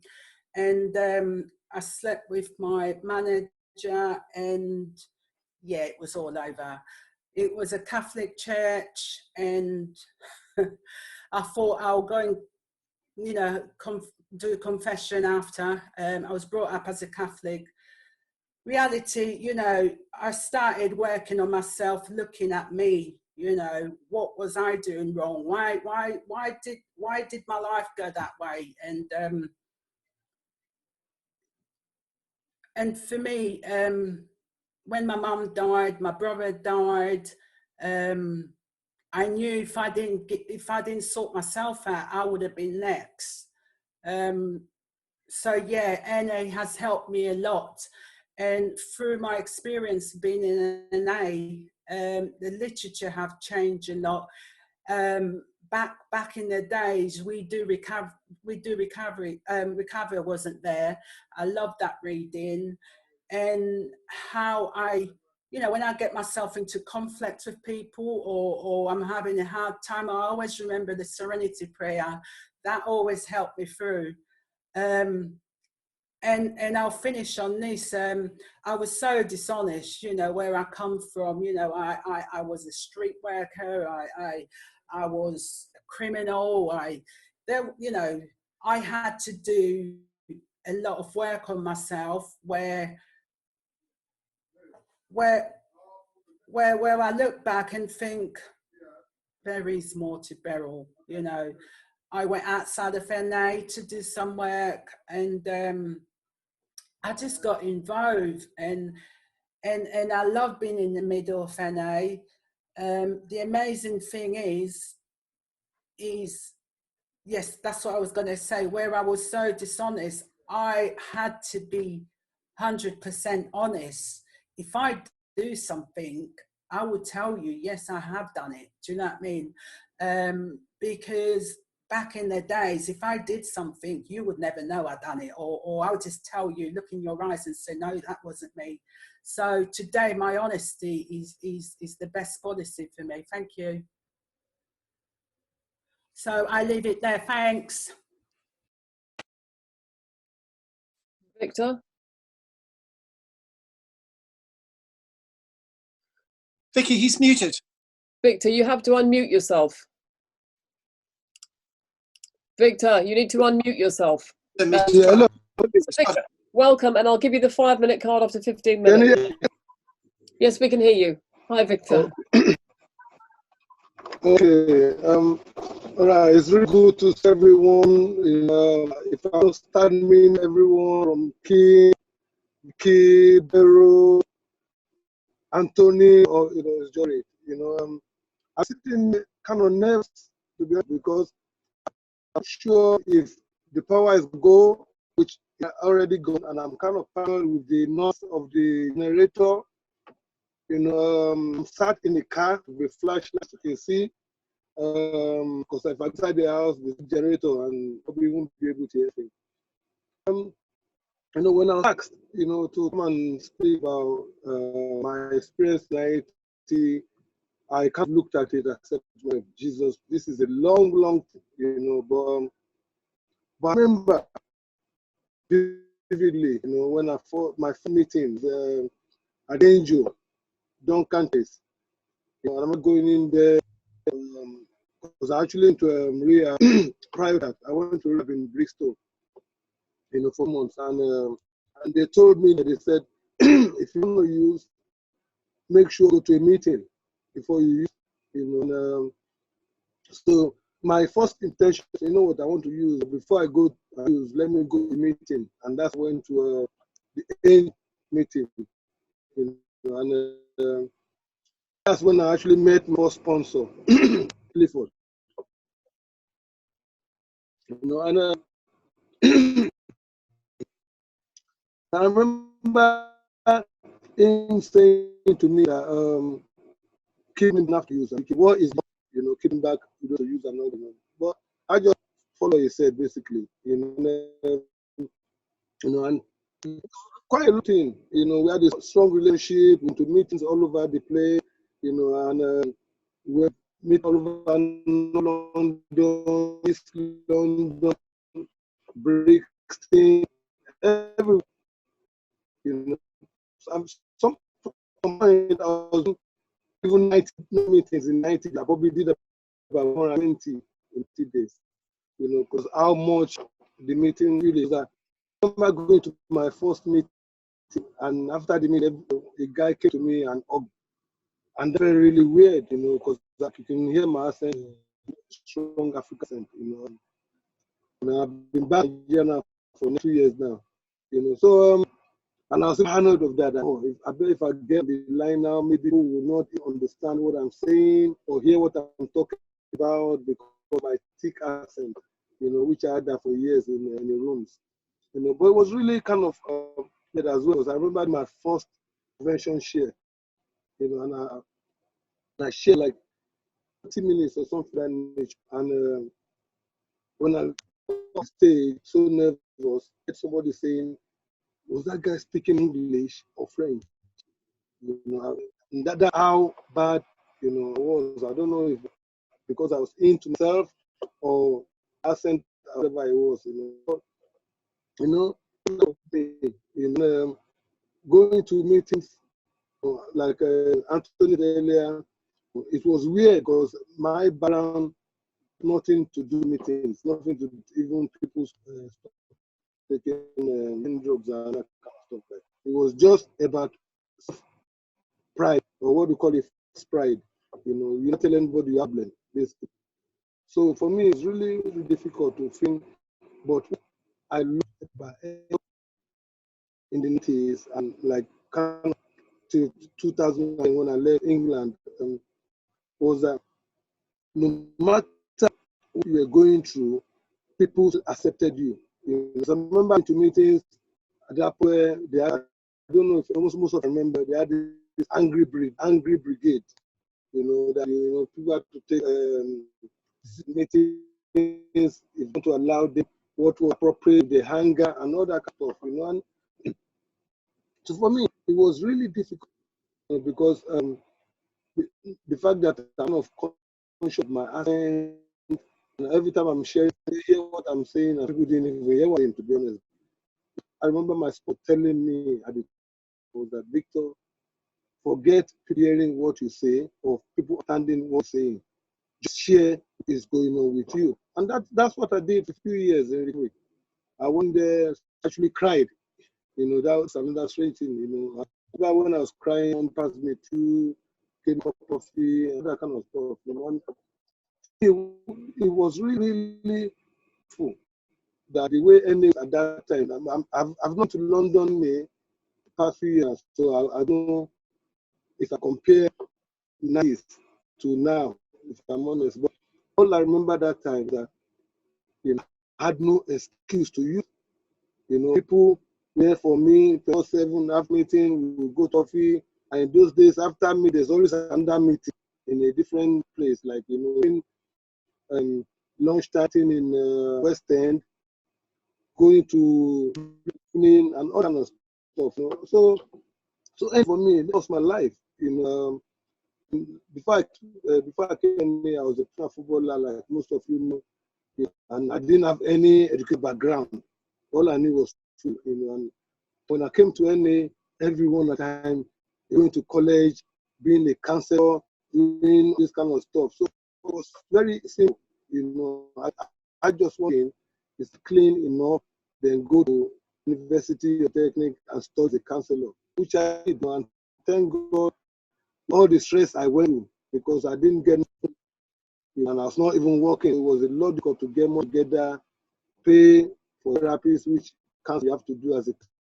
In those days, I don't know if it's still like that today, but you have to pay for a catalog, doing this yourself. It was just really difficult. But I kept going to meetings. I never stopped to meetings. Sponsors, other sponsors, and all that kind of stuff. And I was good. Like Anthony Wayne and all that. And my life there is a lot different. I'm in Africa. Managing fathers, estate, all that stuff. It was a big distance because I didn't go. I wanted to be in England. My kids are in England. Being was born, somebody has to look after my family because my mom and my recovery. And it was just really, and while I was with the thought I was opening office, why did you say that? Oh, I'm in Africa and there's going to be issue with electricity, there's going to be issue with lighting. To have done earlier, this is what was going on. I don't know. I just hope everyone can hear me clear, or probably see me with the kind of searchlight and a bank I'm using for the phone. But recovery for me wasn't easy. And I remember my son telling me, if recovery was easy, the whole will be in recovery. And that's what I remember they used to tell me. They used to call me Nancy, even Island, it was the same. To me, it was about walking depths.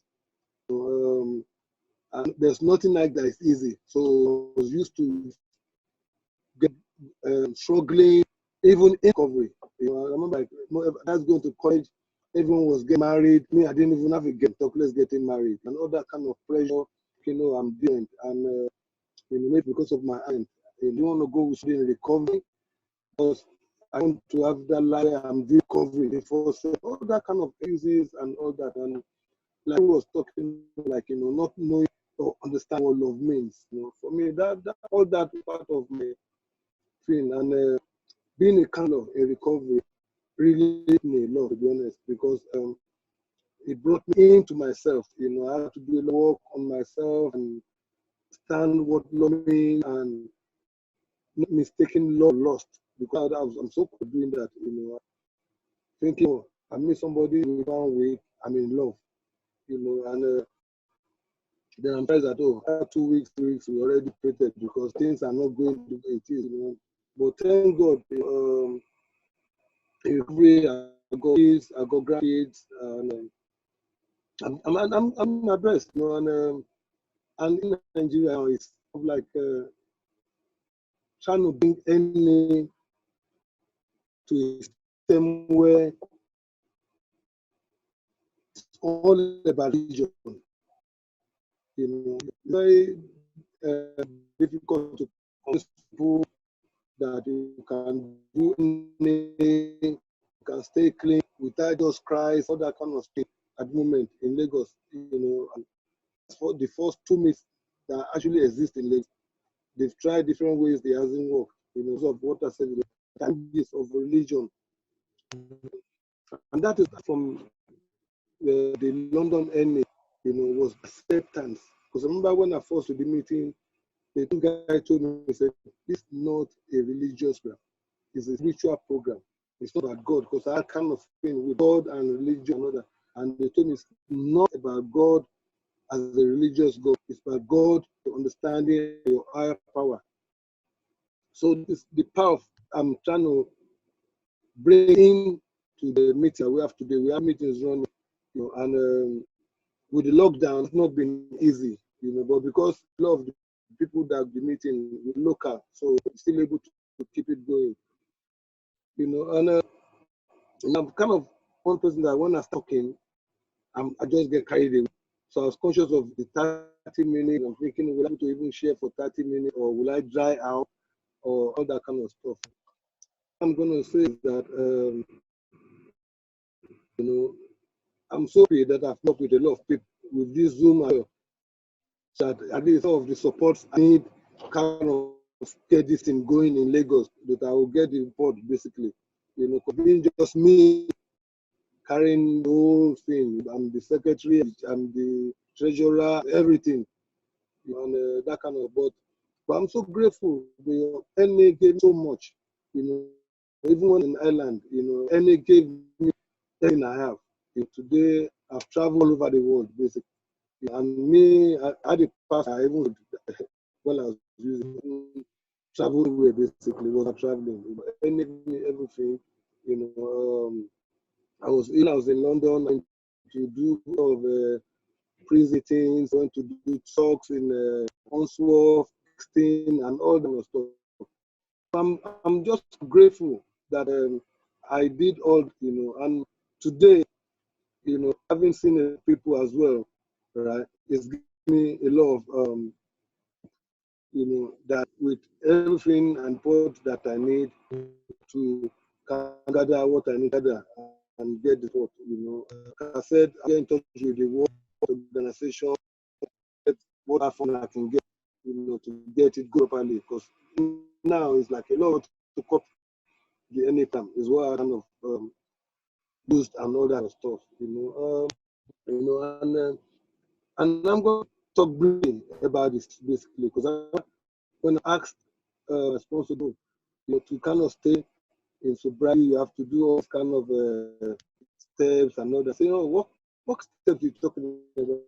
You know, and nothing he said was like, you know, you have to read this to me and this to me. And when he got to the fourth step, saying, hold on, how am I going to do the fourth step? You know, if this goes away with my anonymity and that kind of stuff, then this said to me, no, don't worry about reading it to me. Just do your first step. You know, and that's basically how, to me, step became everything to me. And I said to you, it's like they call me step Nancy. You know, I'm always saying, oh, if you don't do this step, your recovery like a car without a spare tire. You know, and okay, 5 minutes left. Oh, then you see, I didn't think I would talk for time. So I'll be managing. But I really appreciate, you know, being invited this meeting, and if anyone who has published my number or my WhatsApp and everything wants to kind of with, like, you know, sending pictures like that, I will really be appreciated. You know, I thank everyone for what you have said as well, Anthony and all that. You know, we go away to Brixton and all the area, and Vicky, and I lived in Brazil. I remember when I started the black meeting in West Bronx. So really good, and thank you for giving me the opportunity to speak. So that's me. Thank you. Thank you. Hi, my name is Barbara. I'm an addict. Hi, Barbara. Thank you all for being here. Thanks, Vicky, for inviting me. Well, I'm just nervous, really, because, you know, who'd have thought I would come here and share with so many people? And there's really important people in my recovery here. You know, women that made me and that welcomed me into this fellowship when I first came around, and that is really amazing. You know, I got clean in Portugal, and when I remember when I got into these rooms, you know, our our blue book was, you know, less than half of what I saw when I first came into an English meeting, you know, and there was no, you know, the green and gold didn't existed, and I remember I coming to the rooms and just feeling really welcomed, you know, and now the consequences of my using were very visible. You know, I had a kind of, due to my using, I end up with having a huge disfigurement, and I came into these rooms, you know, covering my face, hiding, and really feeling less than everyone else. And one of the things that I found with this program was that the people that were here, because I got clean through the rooms, you know, in Portugal back then, you know, methadone was only given to either pregnant women or people with had a terminal illness. So it didn't exist back then, you know, really available or to never wanted to stop you. I made no attempt of that. I was too afraid of clucking. And if it wasn't for my higher power to put me in a situation where, you know, I was in a hospital bed half dead, and they just really detoxed me there, I wouldn't be here. So I got taken to these rooms. Funny enough, I've only realized this in a few months ago when my dad passed away. It was that my dad 12-stepped me. He was told about these rooms, and he took me to my first meetings. You know, he used to take me on my first 90 days. He used to take me to the meeting, wait outside for an hour and a half, and then take me home and lock me. And these were my first 90 days. And I remember in those rooms being so small and little circles, and the majority that were there were just men, you know, and that was one of the things that when someone told me, oh, you know, you need to find a sponsor, it needs to be a woman, and you need to connect with women, I thought, well, but there's so many men, maybe a man is easier. You know, I relate that with men, and that was just my manipulation. I can manipulate men better. That's what it is, you know. And so the thing with me was that I managed to get someone in my life that I trusted, that I had seen, you know, before I even, you know, on the beginning of my using, that I saw they had you know, a chaotic life with using, and then I saw her in the rooms, and she was quite, you know, a few years clean, and she told me it's possible, you know, and she guided me the best she could, you know, because we didn't have the step working guide. The steps were given from, you know, the sponsor of the sponsor. Majority of the times of people that were coming from the UK, and they had some step working guide kind of thing added up together. And that's how I started my, you know, to learn about NA. And it was quite difficult for me in the beginning, because I wasn't just dealing with my addiction. I was dealing with my, you know, how did I look? And I thought I was always less than everyone else. I was always thinking, you know, I'm the ugly duckling. No one else looks worse than me, you know, feeling that women would reject me, men would reject me. And the funny thing was, when I came in, in 97, you know, I came in with also, you know, I was HIV positive and I had Hep C. And for years in this fellowship, I actually hidden that I had those illnesses, you know, because in Portugal, you were so discriminated by that, which was really, really hard, you know, and I've never found discrimination in an NA room, but I felt always very scared of open up about that, you know, and it was because I've heard women like Layla, like some people that are here, you know, talking about it, that I was able to do it, that I was able to be honest and talk about, you know, all the other things that came attached with the consequences of my using. And that opened the door for me in so many ways, that freedom, you know. I have to say, I first came into the UK with the intention of spending the new year, and this was, you know, 21 years ago, and I ended up staying. And the funny thing was that when I first started to do some meetings here, I really created a bit of a resentment with some of the people that I'd done service with, because one of them asked me, oh, why don't you fix your face and then come back to the meetings? You know, and I left that meeting on that day feeling this is not a loving fellowship like my Portuguese fellowship. You know, I really thought, you know, this was not the NA fellowship that I knew, that was caring and loving. And then I left that meeting and I started to do some of these online meetings that the Portuguese Fellowship was doing in MSN, and back in the days where high five was the big rage. And then at one point I gave help to someone that came to this country, you know, asked me for help that I knew from this fellowship in Portugal. And he started doing these meetings, and then I started doing meetings, you know, as well. And so he brought me back in a way to the rooms of NI, and I left these online meetings, and I started. I used to live in Hackney, and the Northeast for me was really a huge support. And some of the women that are here, they carried me. You know, I was very lucky at one point that one of them took me as a sponsee, and she just made me part of this group of women. They had so much clean time, and they carried me, you know, and they helped me.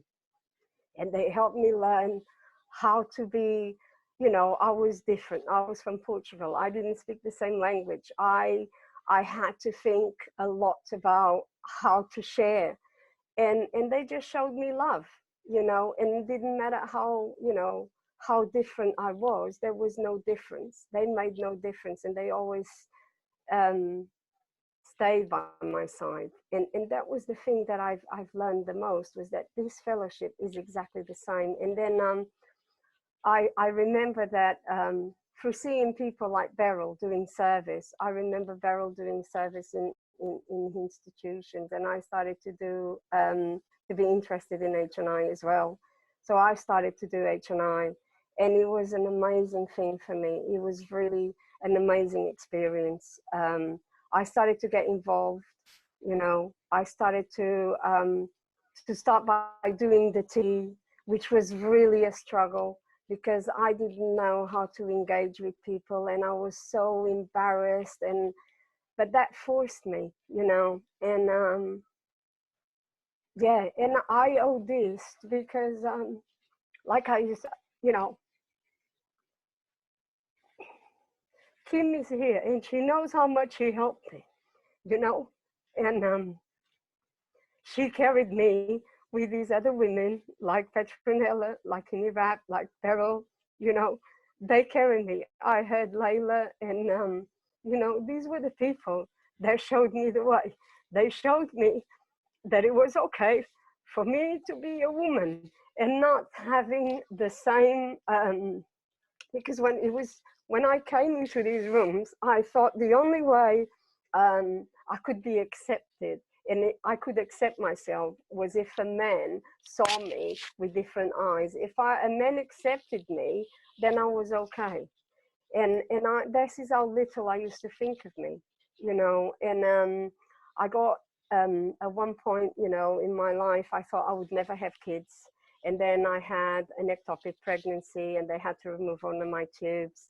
And the funny thing was, 2 years later, I fell pregnant, and my higher power gave me this huge blessing of having twin girls, you know. And when I was least expecting, I was in the middle of, you know, having this recovery surgeries, and for many years I had to have a lot of reconstructive surgery, and it didn't work out. And then I became a single parent, and at one point I thought, well, maybe men don't work with me, you know, I've tried so many. And then I thought maybe women are different. Really, this was the point of me, my crazy head then. And it got to a point where I started dating my husband in a hospital bed, right? He came to visit me in hospital to say that he was going back to Portugal, and we ended up starting to date in a hospital bed. And it was the time that I wasn't even looking for a relationship,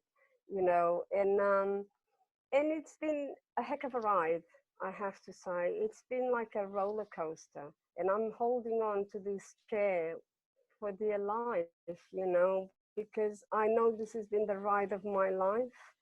I've been having ups and downs, you know. I've lost my mum, I've lost, you know, my dad, I've lost friends in recovery, and I've been through lots of surgeries and through, which was something I've never thought I would do, to be very honest. I never actually expected to get married.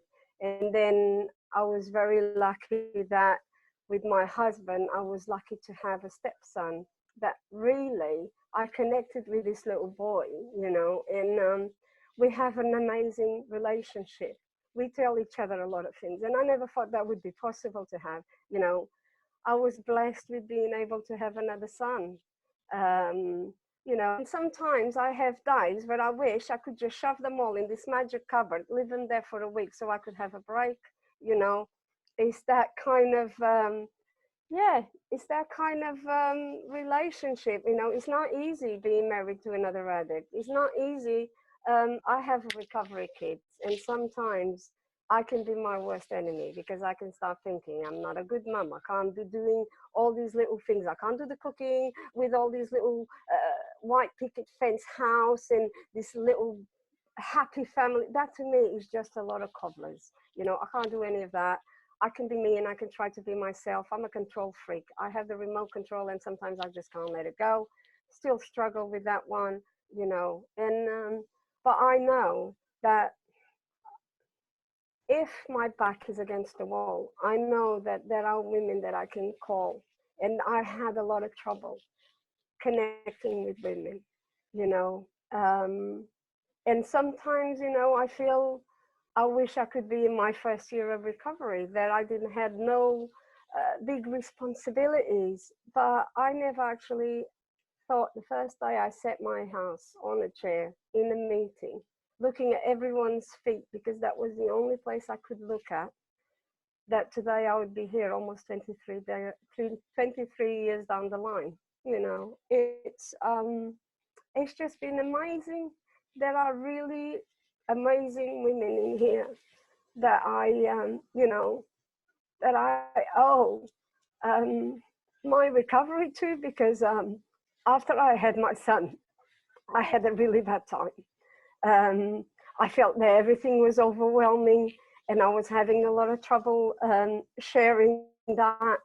And, you know, at one point, you know, I was over 12 years clean. I got into my car one day, I left the house, going to my car, and the only thing I could think was, I want to, and it was just crazy.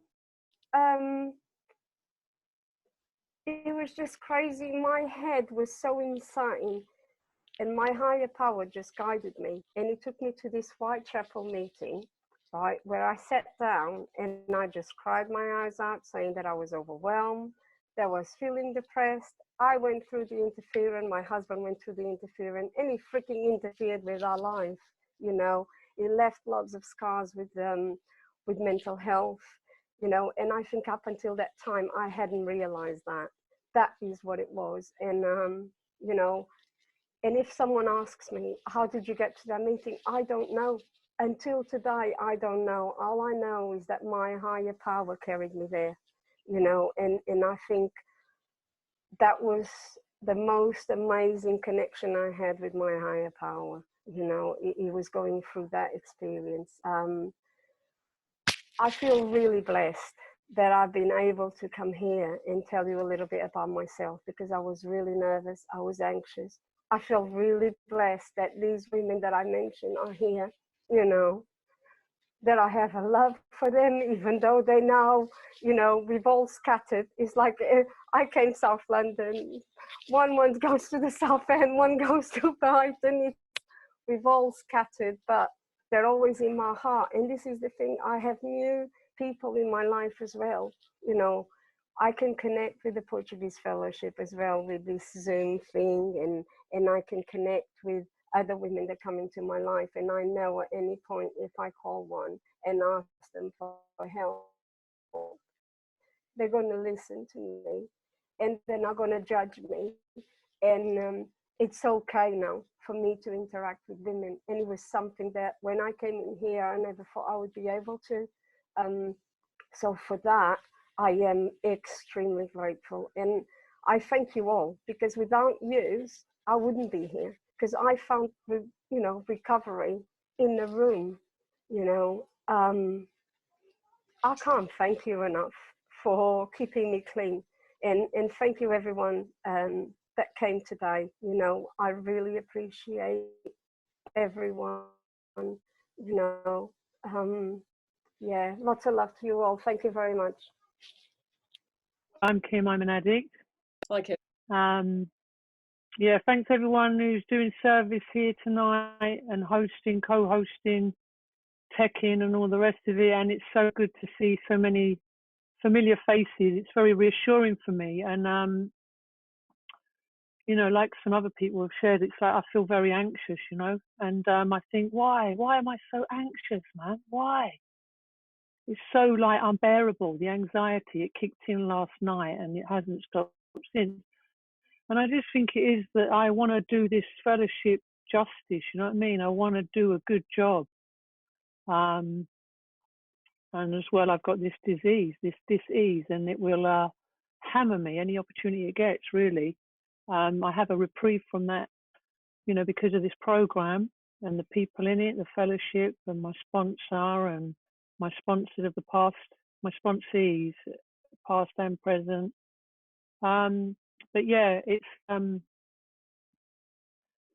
amazing, this thing, this technical stuff technological stuff that's happening and giving us the opportunity amidst this lockdown thing, you know.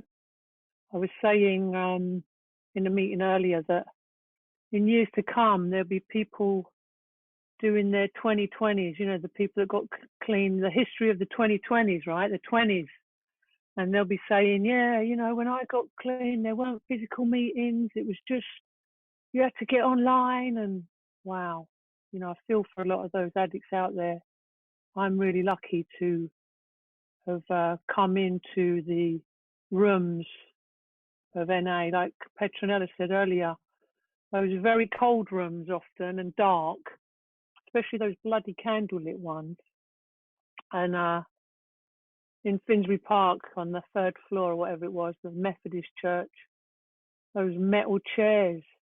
It took them years to change that. Anyway, mustn't grumble. I'd used in some rough places along the way, I must say. So, yeah, I've got my anxiety out of the way, and thank you, as I say, everybody, and especially my close friends who I've known, quite a few of them since the early 90s and latterly, who have a lot more faith in me than I do, you know. But that in itself is powerful, you know. That's a power greater than me, and it works. And I really thank them so much from my heart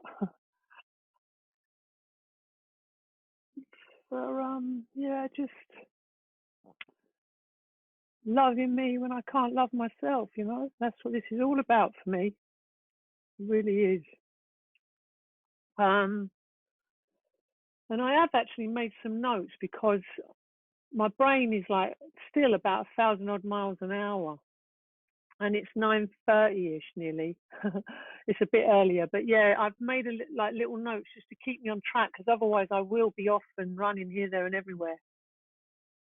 So yeah, I'm privileged to still be here and still be part of this fellowship. And I came in 1991, and in December this year, myself willing and God willing, I will be 27 years clean and often serene. Actually, I must say that I am often serene, even though I'm still can be clean and crazy, and anger is still one of my defects that presides. It always did, and but I've had some long periods of reprieve from that too, because of the steps and the work that I've done. And yeah, so when I came in 1991, believe it or not, initially I was going over to Chelsea meetings. God knows why. I didn't even live over there or nothing. But well, I do know why, because a couple of women that I'd met in this ex-offenders women's service that I was using in Camden Town. I was doing self-defense for women and photography there. I was still using, but I'd went there because I'd come across them because after doing a prison sentence and then being put on community service, as we call it, I'd ended up in this place called Cast. And anyway, yeah, so a couple of women there, they would see me in a right state, you know, turning up, and sometimes not turning up, but, you know, turning up, and would encourage me, you know, to get to the rooms and come to a meeting with them. And I just sort of laugh off. I was in a lot of denial about my using because I hadn't injected heroin. But I was a stimulant user. I used cocaine. I loved cocaine. I used amphetamine sulfate and speed and LSD and marijuana. I drank alcohol, and I dabbled very occasionally with heroin, although that was actually for junkies. You know, this was part of my denial. But what I did know at that time, on some level, I knew that I needed and wanted a new way of life. And that's what I heard when I went to those meetings. They'd say, the white key ring, anyone desire a new way of life, they'd say.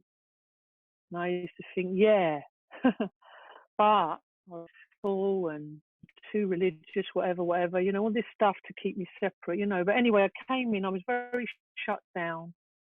I was full of shame. I was self-obsessed. Yeah, couldn't get up to go to the loo, couldn't share. Believe it or not, I mean, people who know me, I am a chatterbox. But I was silent in meetings for about a year at least. I mean, I can't remember the exact duration, but I remember a good friend of mine.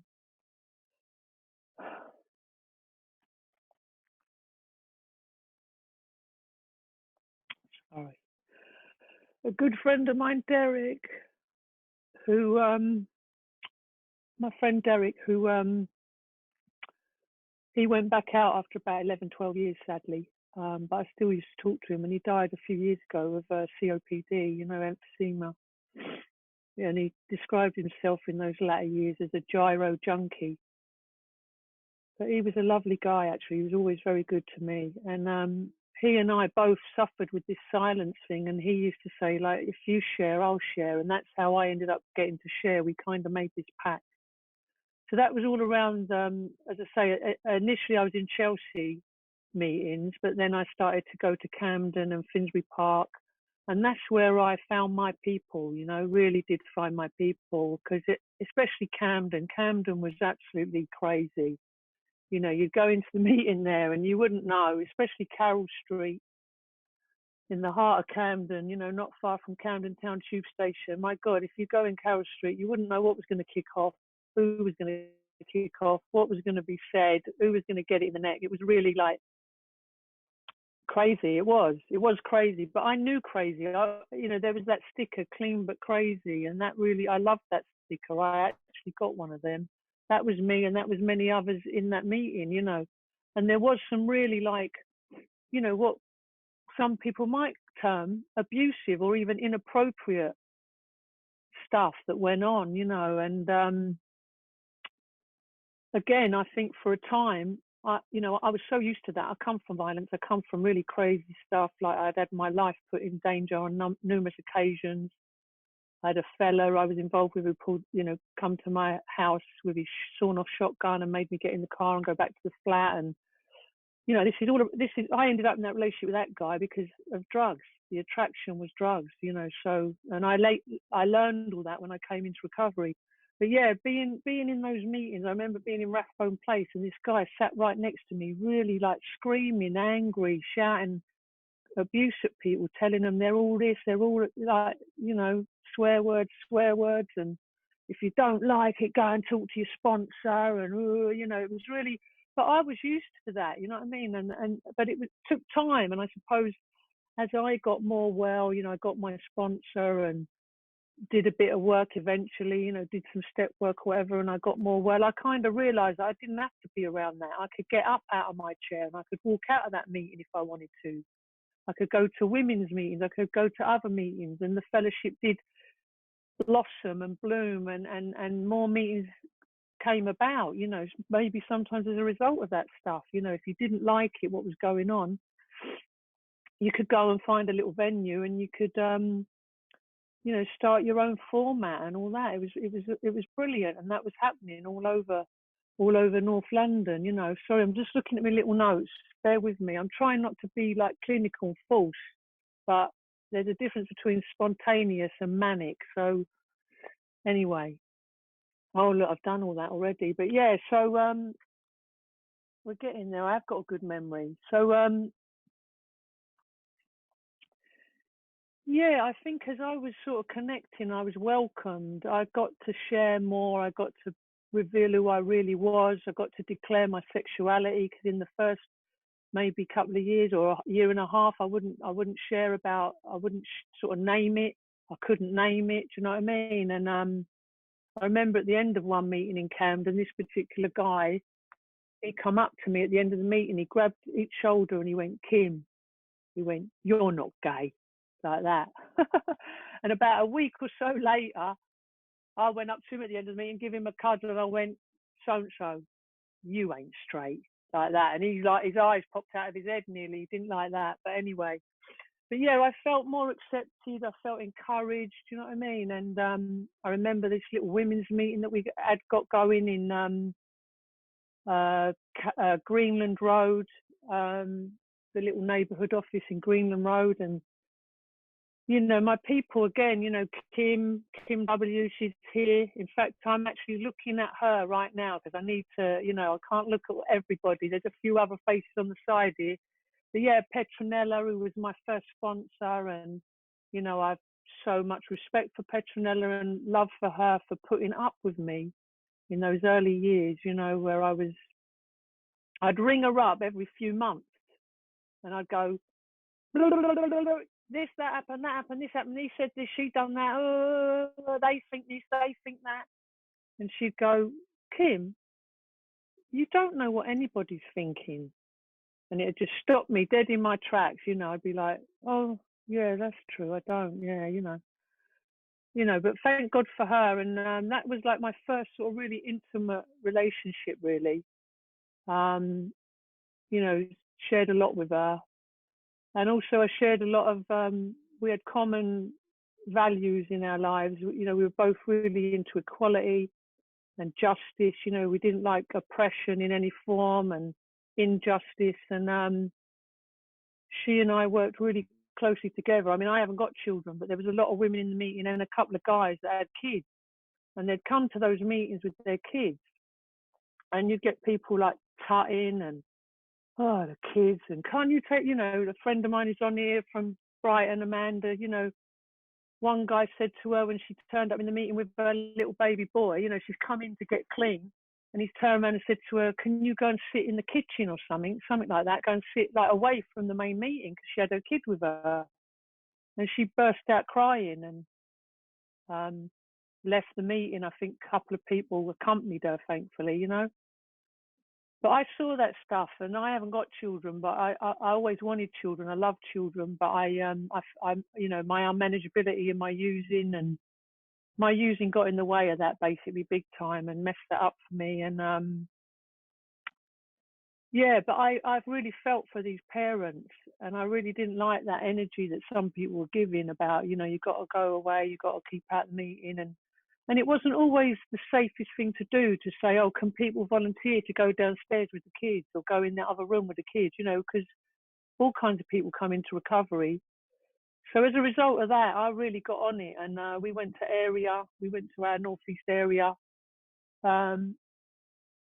I think I was a GSR, I don't know, but anyway, you can do that whether you are or not. But at that time, it was in Marchmont Street. It used to be in Jackson's Lane Community Centre, a really small little room at Jackson's Lane. It sometimes wasn't even quora or whatever they call it. You know, there wasn't enough people in the room to even make a decision. But obviously, again, it blossomed, it bloomed. Sponsors encouraged their sponsees to get in there and do a bit of service, as I was encouraged to do so. Anyway, it ended up at Marchmont Street, and we went up there, like, can you fund? We asked the area to provide the money to pay for these creches, because our traditions tell us, you know, the committees are responsible to the groups that they serve, to those they serve, something like that. And it wasn't met with open arms. People were like, no, that's against our traditions. We don't do that. And I've got right here with me now, I've got a copy of Clean Times. Can you see that? Can you see my copy of Clean Times? Yeah. So in that is a bloody, this is how much I'm ended up a chatterbox. Look at that. I wrote all that.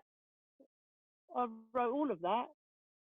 And what that is the reasons why we do need to fund, area does need to fund these creches, like we fund hospitals and institutions. We don't say like, oh, well, you got yourself in jail, you know, get on with it. You know, we don't say, like, you know, people saying to parents, oh, well, they're your kids, go and get your family to babysit or whatever. People haven't got that. Anyway, after I wrote that, I also printed off loads of copies, because I am like a dog with a bone, as a lot of you know, if you know me all these years.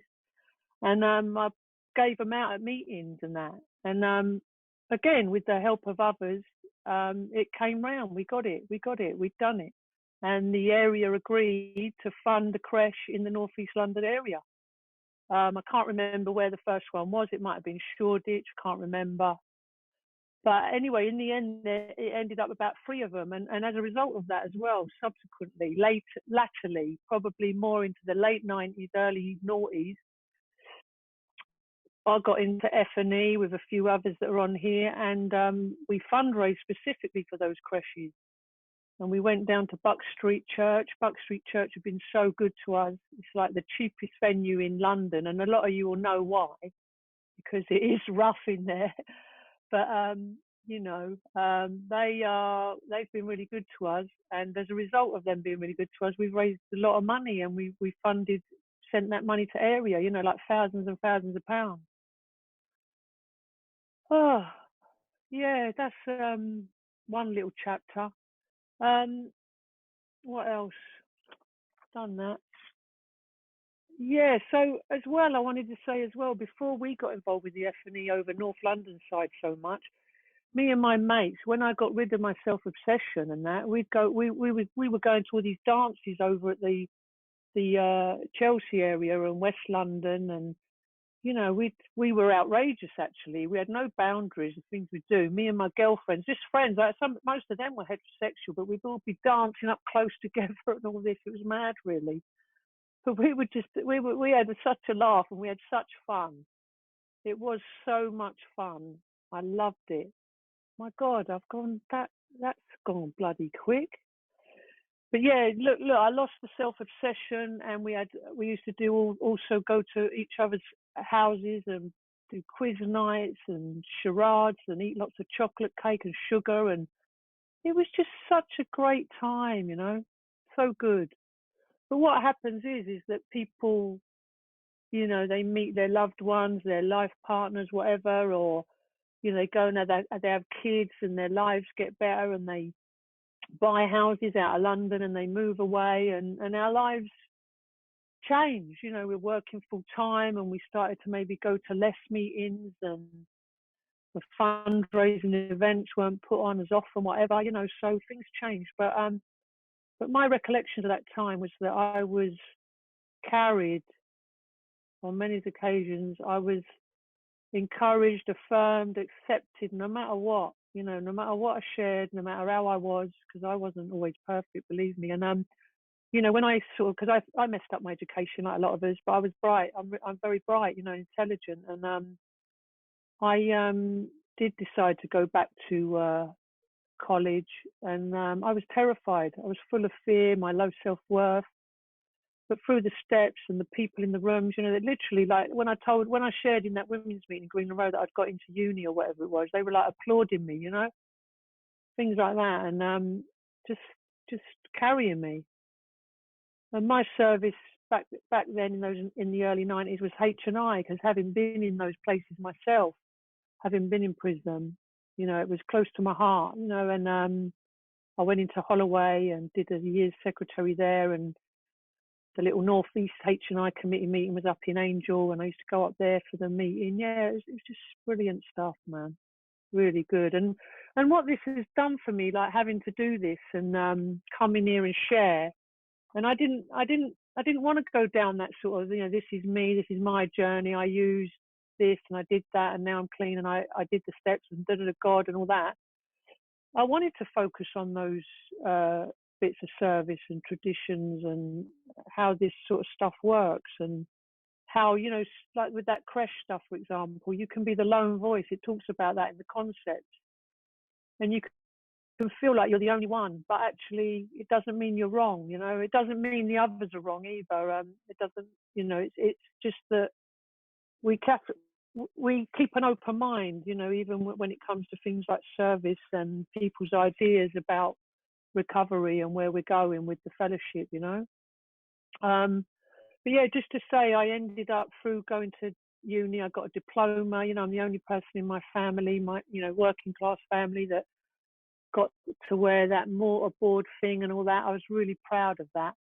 And I took that diploma, and I went into the voluntary sector, working with young people, homeless young people, ex-offenders, yeah, mental health, all that stuff I could relate to, and I wanted to be of service. And well, not even be of service, because I was getting paid for it. That makes a difference. But I wanted to give back, you know.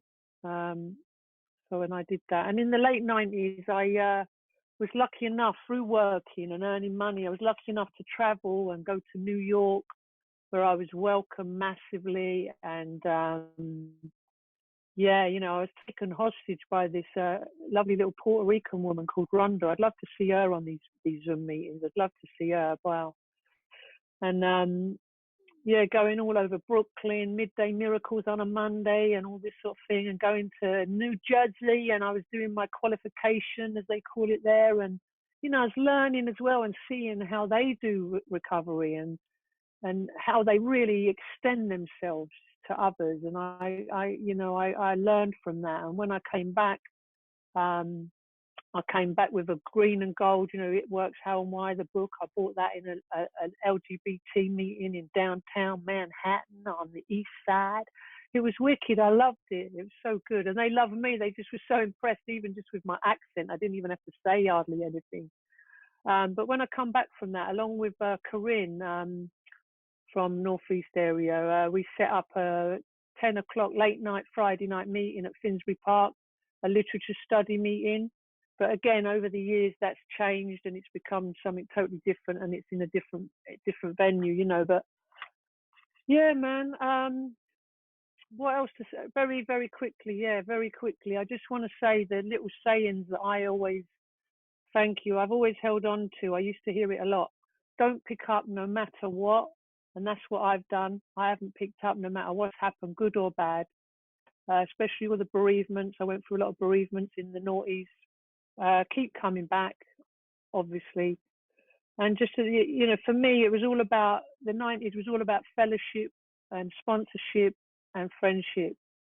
And I'm really, really grateful for that. And I just want to give a shout out to some people who aren't here anymore for various reasons. Some of them sadly passed. Some of them have just decided they're not in NA. But I remember Bruce with the dog from East London, and Philip, Gay Philip, used to work on the flower stall. My friend Bob, Motorbike Bob from Surbiton, P.I. Rod, Liz B from Camden, who was heavily involved in PI, Flowers Paul, Maria, who was an ex-partner of mine from Portobello, Irish Danny, Scottish Jim, Phil Fox, and Dino Stewart, New York Paul, and the other Paul, both from Shoreditch, Blonde Sue, Kari Malley, Dennis, Michelle, Jenny Elliott, Suzanne, and of course, Let Go Lee, who's decided to let go of NA, but hey ho. And all the others, Phil and Catherine, Sue and Nick, Caroline, Jim, Christy, they were all the grown-ups to me. Hervé, Amanda from Brighton, Donna, Stanley, Scottish John, love yous, but especially all you guys here. Thank you so much for listening to me. Sorry I went over. Love you lots, all of you. Thank you. Hi. You got me? Oh, yeah, Michael. Yeah. Oh, at last.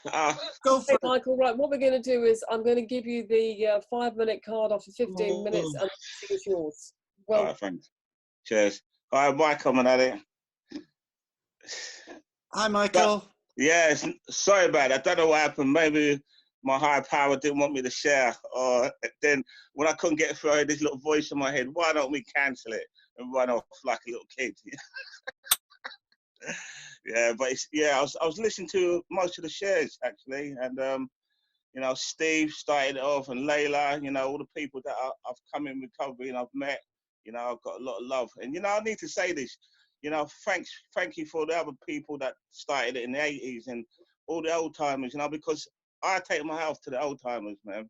Because if it wasn't for the old timers, I wouldn't have my recovery today, you know. They saved my life, you know what I mean? And I just know for me, you know, the longer you can stay in recovery as well, the road can get narrower, you know. I can, you know, I've got like 100 phone numbers on my phone, but I can still just phone 5 people up sometimes, you know, because, you know, sometimes the old timers, they struggle as well, you know what I mean? It's the newcomers, but also the old timers, we struggle as well, you know, and I just know that for me, my illness, you know, it kind of wants me my own. It wants, you know, it wants me dead, or it wants me like using, or, you know, going back to being destructive and stuff like that. So I have to keep, you know, surrendering to this program every day. You know, it's my medicine.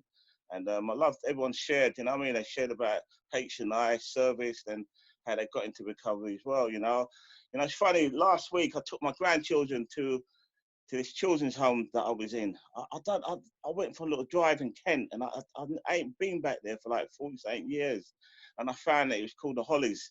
And I remember finding it, you know, this children's home that I was in. And I brought my grandchildren, and we played on the field there. And I felt really sad that, you know, this is where I started off, you know, in being brought up in care and going through the system. And, you know, that children's home, I looked at it and I thought how I arrived at that children's home. You know, I was in care as a kid. You know, my mum used to be very violent. I used to run away. I was a runner. I used to steal. My first addiction was stealing. You know, I used to nick bikes and get into trouble. But I was brought up by nuns and stuff like that. Then I came out of there. Then I got arrested at the age of 12. And I remember going to my first juvenile court in Brixton, on Brixton Hill. And I got done for 30 burglaries at the age of 12 of older kids. And they went to Stanford Hill, and I was sent to this children's home. And I remember sitting in a big green prison van with a screw and a social worker. And I got sent to this lovely children's home, you know, I couldn't believe it. And they went, Jesus Christ, you committed 30 burglaries. But I know I'd done it to get away from my mum. I didn't want to go to school, and I was rebellious, you know. You know, I craved that love. I wanted to get that love from other people, and I craved it by getting attention, seeking attention, being destructive and stuff like that. And I remember coming out of that school, and I kept on running away, and I was sent to another special needs boarding school in Newbury. And I remember my teacher, he sat me down in the classroom, and he said to me, Michael, if you don't listen, you're going to end up in detention centres and boarders and prisons. And I looked at him and I thought, that sounds really excited. And I ended up in a, you know, pickpocketer in the West End, you know what I mean? I used to drink and I used to smoke weed and stuff like that. And I couldn't read or write, you know, like a lot of people shared, you know what I mean? I couldn't read or write, I couldn't listen, I was rebellious. And my dad wasn't around, and I was a very destructive guy, you know, and I ended up in at the detention centre. It was like a boot camp, and I remember being in there for 3 months, and I thought, God, I'll never go back there again. Then I got arrested again at my works, and I got sent to Knightsbridge Grand Court. I remember the judge, he said, my name's Judge Friend, but I'm not a friend of yours, and he sent me to Bristol. And you know, I went back there, and I went to the Old Bailey. I got 3 years and 2 years, and you know, that was my life. You know what I mean? I was just rebellious. I didn't know who I was. Came out of prison, I saw that film Scarface. I wanted to be like him, and I got hooked on cocaine and crack and drink and everything. You know, and that was my journey. You know what I mean? Then, you know, my addiction got really strong. You know, I got hooked on crack, and I had 3 girlfriends, and you know, eventually I lost everything. I lost my home, I lost my partner, I lost my kids, and I ended up in a detox. And I remember someone on this page on there, Dave, he's still on it. You know, I remember seeing him. We used to grow up together, and I used to be in prison with Dave when I was younger. And he was one of the counsellors. I said, Dave, you look well. He said, mate, you look like shit. You got to stay out. And he had these nice white eyes. And I remember, like, he looked after me for 3 weeks. And then I was sent to a treatment centre. I remember it, Barley Wood, and Layla was there. And I used to, she used to stop me, her and the girls used to block me up at the doorway and say, come on, Michael, don't run away, come on, sit down. And I'd say, it's her, I don't like this person, I don't like that person. And Radcliffe, I remember my other mate used to say to me, Mike, get honest, get real, get honest. I could never get honest or real, you know. Everything that came out my mouth was a lie, you know. And I remember the counsellor said to us, you know, there's 30 in this room, 25 are going to die, 5 are going to make it. And I remember my best mate, Phil, he was in treatment with me, and he was in Barley Wood with me. You know, he used to stop me from walking out. He said to me, Michael, you can do it. He gave me his watch. And on the weekend, he went on for the weekend. He was only about, I don't know, 29, 26. And then on the Monday, I got called in the office. They said, Michael, do you remember Phil? I said, he's coming back today. He went, no, he's not. He died. I said, what? He went home, we had a cocktail, heroin and cocaine. And it was the first time, you know what I mean, I realised I was up against life and death. And they said to me with a key ring, with NA key ring, they said, if you go on the edge, you'll get saved. If you go on the edge, you'll fall off. If you go in the middle, you'll get saved. And if you don't like what NA's got, it will find you back with misery. And I just remember I was about 32 years of age. And I thought, I've always done it my way. I thought I'm going to try it their way. I remember my first meeting, they took me in the minibus to my first meeting in Bristol. It was an AA meeting. I remember seeing these English blokes with shirt and ties. And I thought, Jesus Christ, they're the old Bill. They've set me up, you know. And, you know, I remember staying in that treatment centre with Layla and them lot for about 4 months. And I got sent to another treatment centre in Western-super-Mare. And I'd done a year in treatment. And my counsellor took me right back to the age of 12. And they found out I was sexually abused by a psychiatrist. I remember breaking down crying. And he said, Michael, how could you give love? You never had it. You didn't have it from your mum, your dad, no one, you know. And they said to me, you've got to go to the meetings, Michael. And I was in Western-super-Mare. I think I was the first black guy down there. And I thought, what is the world come to? You know what I mean? I thought I was in Alcatraz. I was at the edge of the bloody world, you know what I mean? And I thought, this is it, man. You know, I was lonely down there, you know, but, you know, people in the recovery said, well, learn to love you, Michael, until you learn to love yourself. So anyway, I stayed clean and sober, you know what I mean, in Western-super-Mare. And I've done the baby steps as you do, you know. And I got involved with service in there. I started to take, I was secretary of a meeting in Western-super-Mare, and I've done really well. I got 5 years, went to college. I was like doing martial arts, jiu-jitsu, and I was like a kid, like 30, I was like 2016, but I was like a man in a man's body, but I was a kid. I had to go out and I had to put down all my toys, you know what I mean? And I've done that in Western-super-Mare. I came back to London after 5 years clean. And, you know, that's why I said I love the old times. I remember Kevin, people like that, you know what I mean, Dudley. And I remember Kevin, he said to me, Mike, get involved with H&I. I said, what is that? He said, jails and institutions. You know, and I spent half my life in and out of prisons from the age of like 15 until the age of like 30. And I just thought, all right, I'll do H&I. And I took the meeting in Highdown Prison with a lot of the other guys, you know, and you know, people on this site now, and it was the best thing I ever done, you know. I've done H&I, and I even saw some of my friends that I was in prison with before. They was in the meetings with me and stuff like that, you know. And one of them got lifed off because he stabbed someone in Leicester Square, you know. And it just really grounded me when I done H&I, you know. It made me happy. And I've done H&I for a couple of years in Highdown. Then I got involved with the service committee for the London Convention, and I got involved with the programming. And I remember I got involved with programming for the London Convention, and I think it was New Cross, that's right. And I remember all the speakers like Hoosman, Fatterman, and this woman called Sylvia. She was like 35 years sober. Hoosman was those big speakers, man, and they all stayed at my house in Essex, you know, because I've got a job working for the newspapers, the Express. And they all stayed in my house. I had about 5 of them. They must have been about 40 years clean, all of them. And we done a meeting in my front room. I'll never forget that. And it was mind-blowing. But I remember one of the things that Sylvia said to me, she said, Michael, she said, there's a state in America, right, that people that do step 10s get the best recovery. And, you know, that planted a little seed in me. I said, why is that? She said, because they come out of prison and they get them on the steps. And step 10s, they said, it really changes their thinking. And I remember that when she said that to me, I was 5 years clean, and it planted a little seed in me. So anyway, so I continued doing service in, you know, in London, and I went to the meetings, and I hanged out with my gang, you know, people in recovery. I went to the World Convention, I went to California, and I went to the World Convention. I ended up going to the prison in California, and I've done a talk, I've done a share there, and that was amazing, you know. And I just know for me, you know, if it wasn't for service, H&I, you know, I would not have what I've got today. So I carried on doing H&I, you know. I started to take the meeting in Brixton Prison, you know, and the Wandsworth Prison, and I just got in the middle, you know what I mean? And they were, the people that I met in recovery, they were my gang, they were my people, you know. And my life just got better. Then I started the meeting. I lived in Essex as well, and I started the meeting in Gray's meeting, which is still going to this day. That was about, I don't know, 10 years ago, and it's still going today. And I just remember, I just kept on taking meetings and getting involved with service.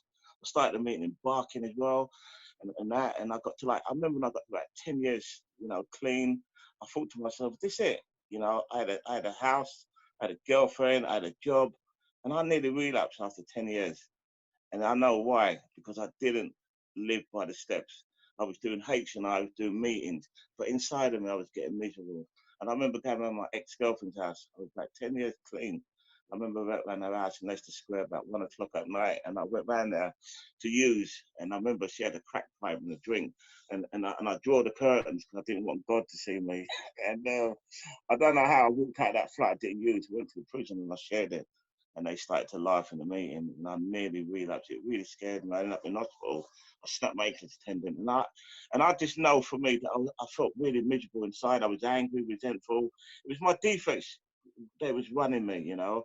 I was doing all this service, but I wasn't working the inside, you know. Because this journey to me is about the inside. You know, I can do all the out stuff like service, job, car, girlfriend. But if I don't work on my defects will take me out. And I was angry, resentful.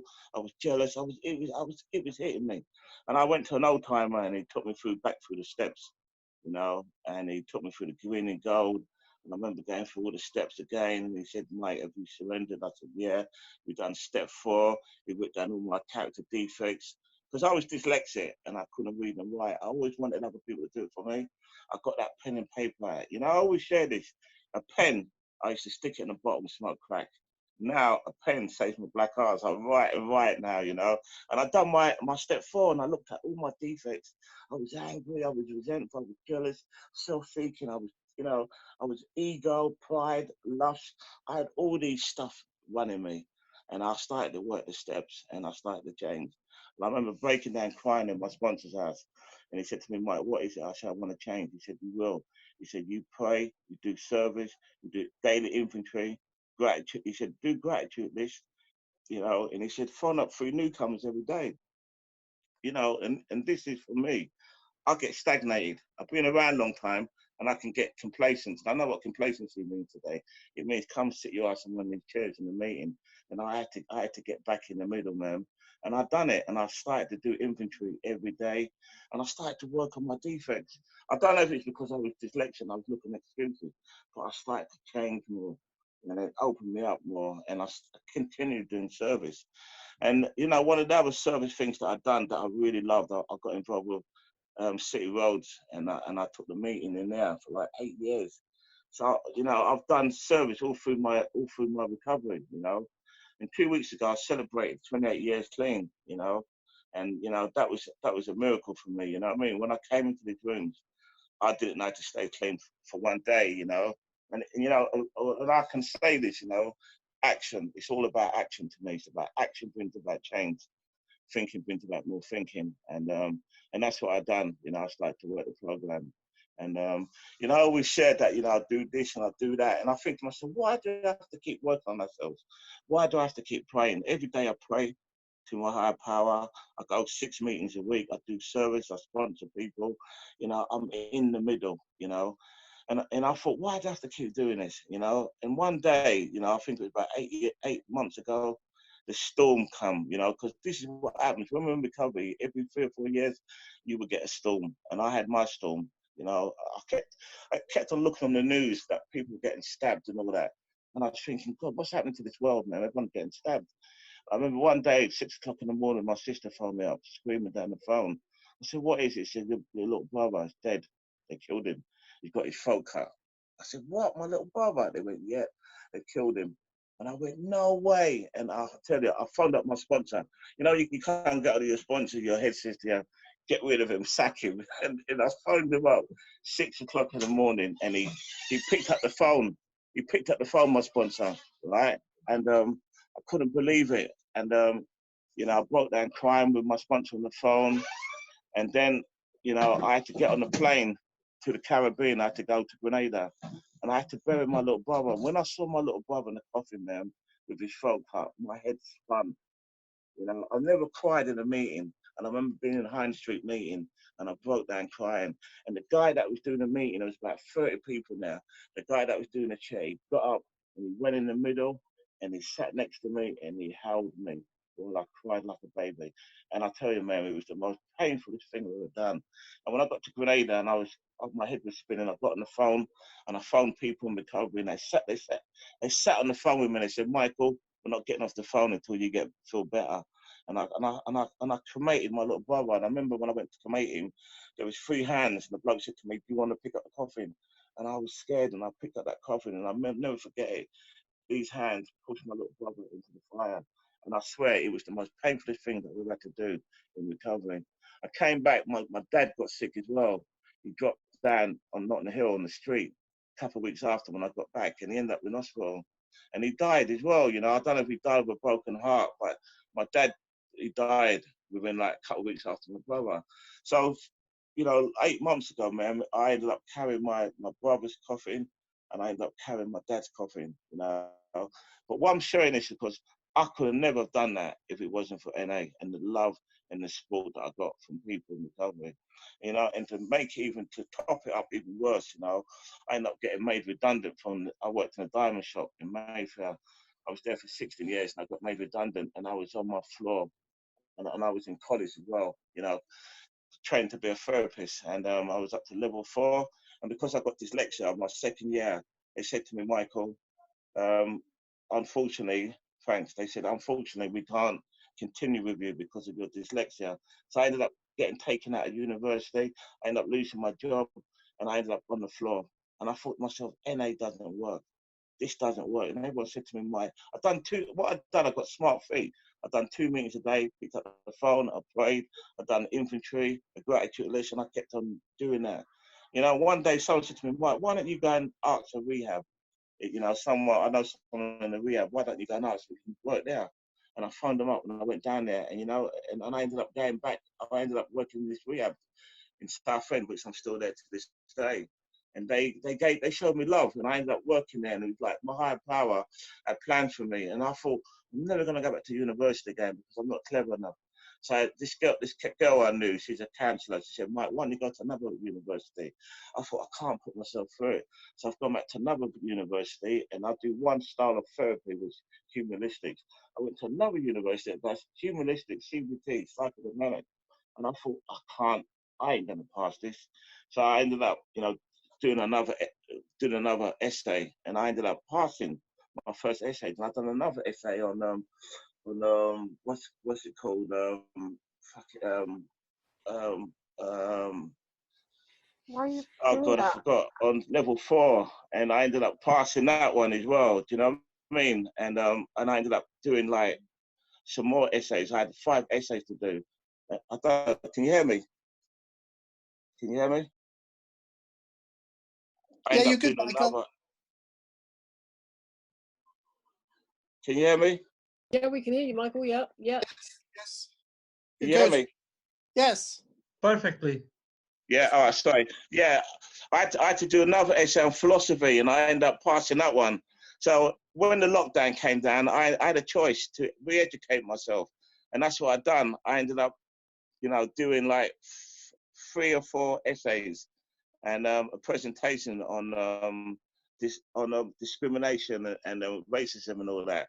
And because of that stuff, what's been going on, I ended up doing a presentation on it, and I ended up doing it on Dr. Martin Luther King about Black people, and it was really powerful, you know what I mean? And I ended up passing all that as well. So for me, the lockdown has been a blessing in disguise. I ended up really re-educating myself today, and I just think it's my higher power, I mean, I went right to the floor, and because of recovery and the love that I got, I ended up picking myself up, And another thing that I do as well is really painful. My mum's got dementia, and this is a woman that put me in care, and I end up living with my mum now, and I have to look after her, and it's been really painful, but it's been hard.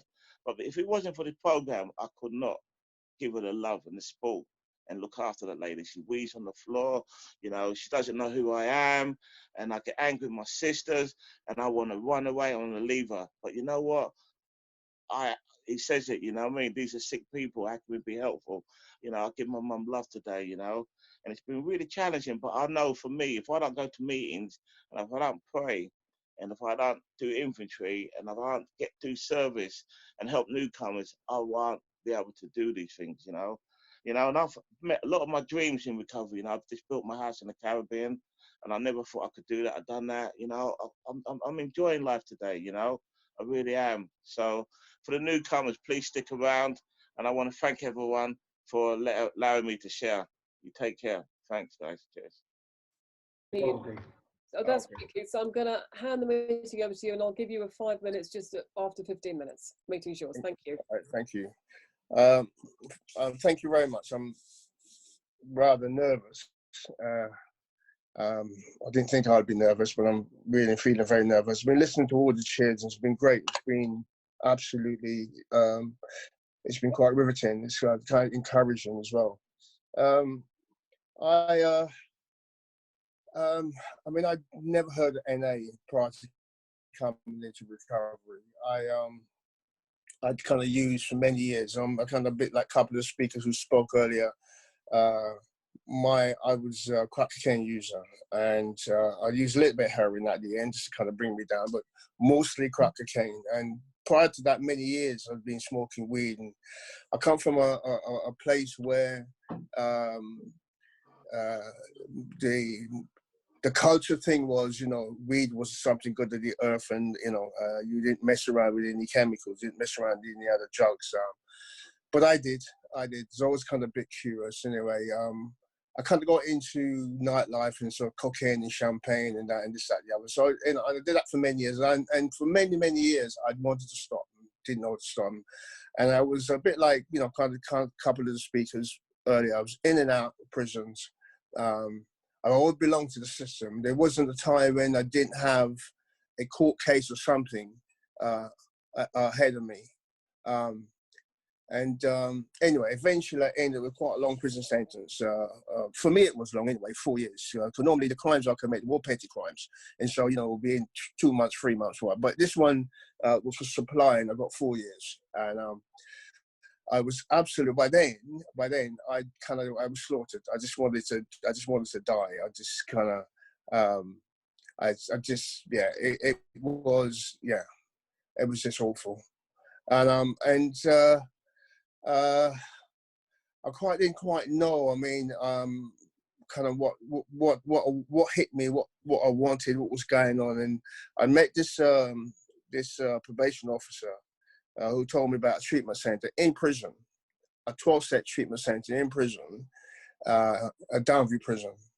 So I want. It was a lot of it was about just trying to get an easy way out of prison, really, not to do hard bird, to try and do the easiest bird possible.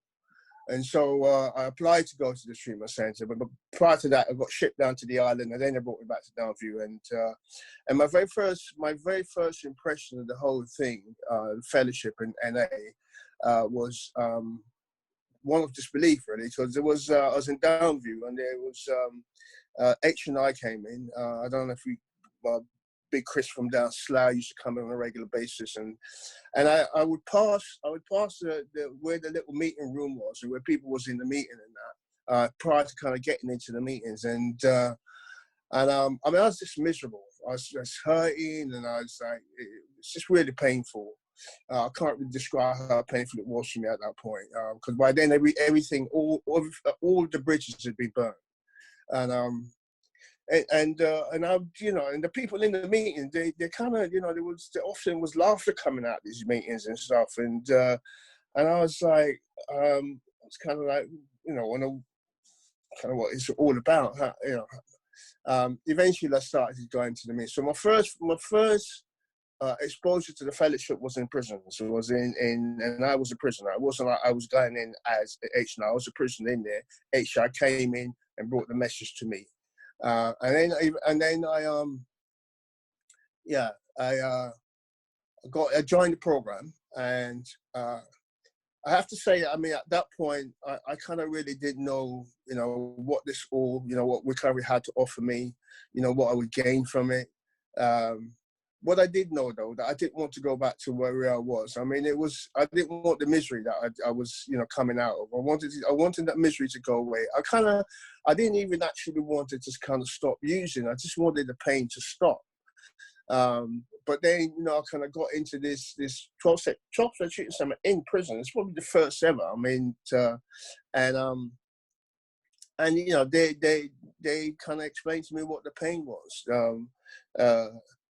Which was about, you know, kind of the drugs. If I put the drugs in, if I was to kind of be able to get some recovery and go through the steps and stuff and whatever else, things might change for me. And it has done. It wasn't, you know, it kind of, a lot of it was, like I said, you know, a lot of it was about not wanting to go back to that dereliction and that degradation that I'd put myself in. And so I mean, there were people in that prison who I knew with, and you know, they were, when I got into the program and that, I just dived right in, and what, you know, they would say stuff to me like, "You've been brainwashed," and but what I was told in that program, that I needed my brainwashing out, because of the lot of the thinking that I had, a lot of the aspects of where I was and what I was doing. Was, you know, kind of, it just wasn't working for me, and so I needed to kind of, my brain needed washing out. I needed a cold set of thinking different and doing things different, and they say to me, you know, you have to change your playmates and your playthings, and I was just petrified that I have to, you know, because all I knew was the streets. I didn't know anything else. And the playthings, you know, was drugs and living in the fast lane. I didn't know nothing else.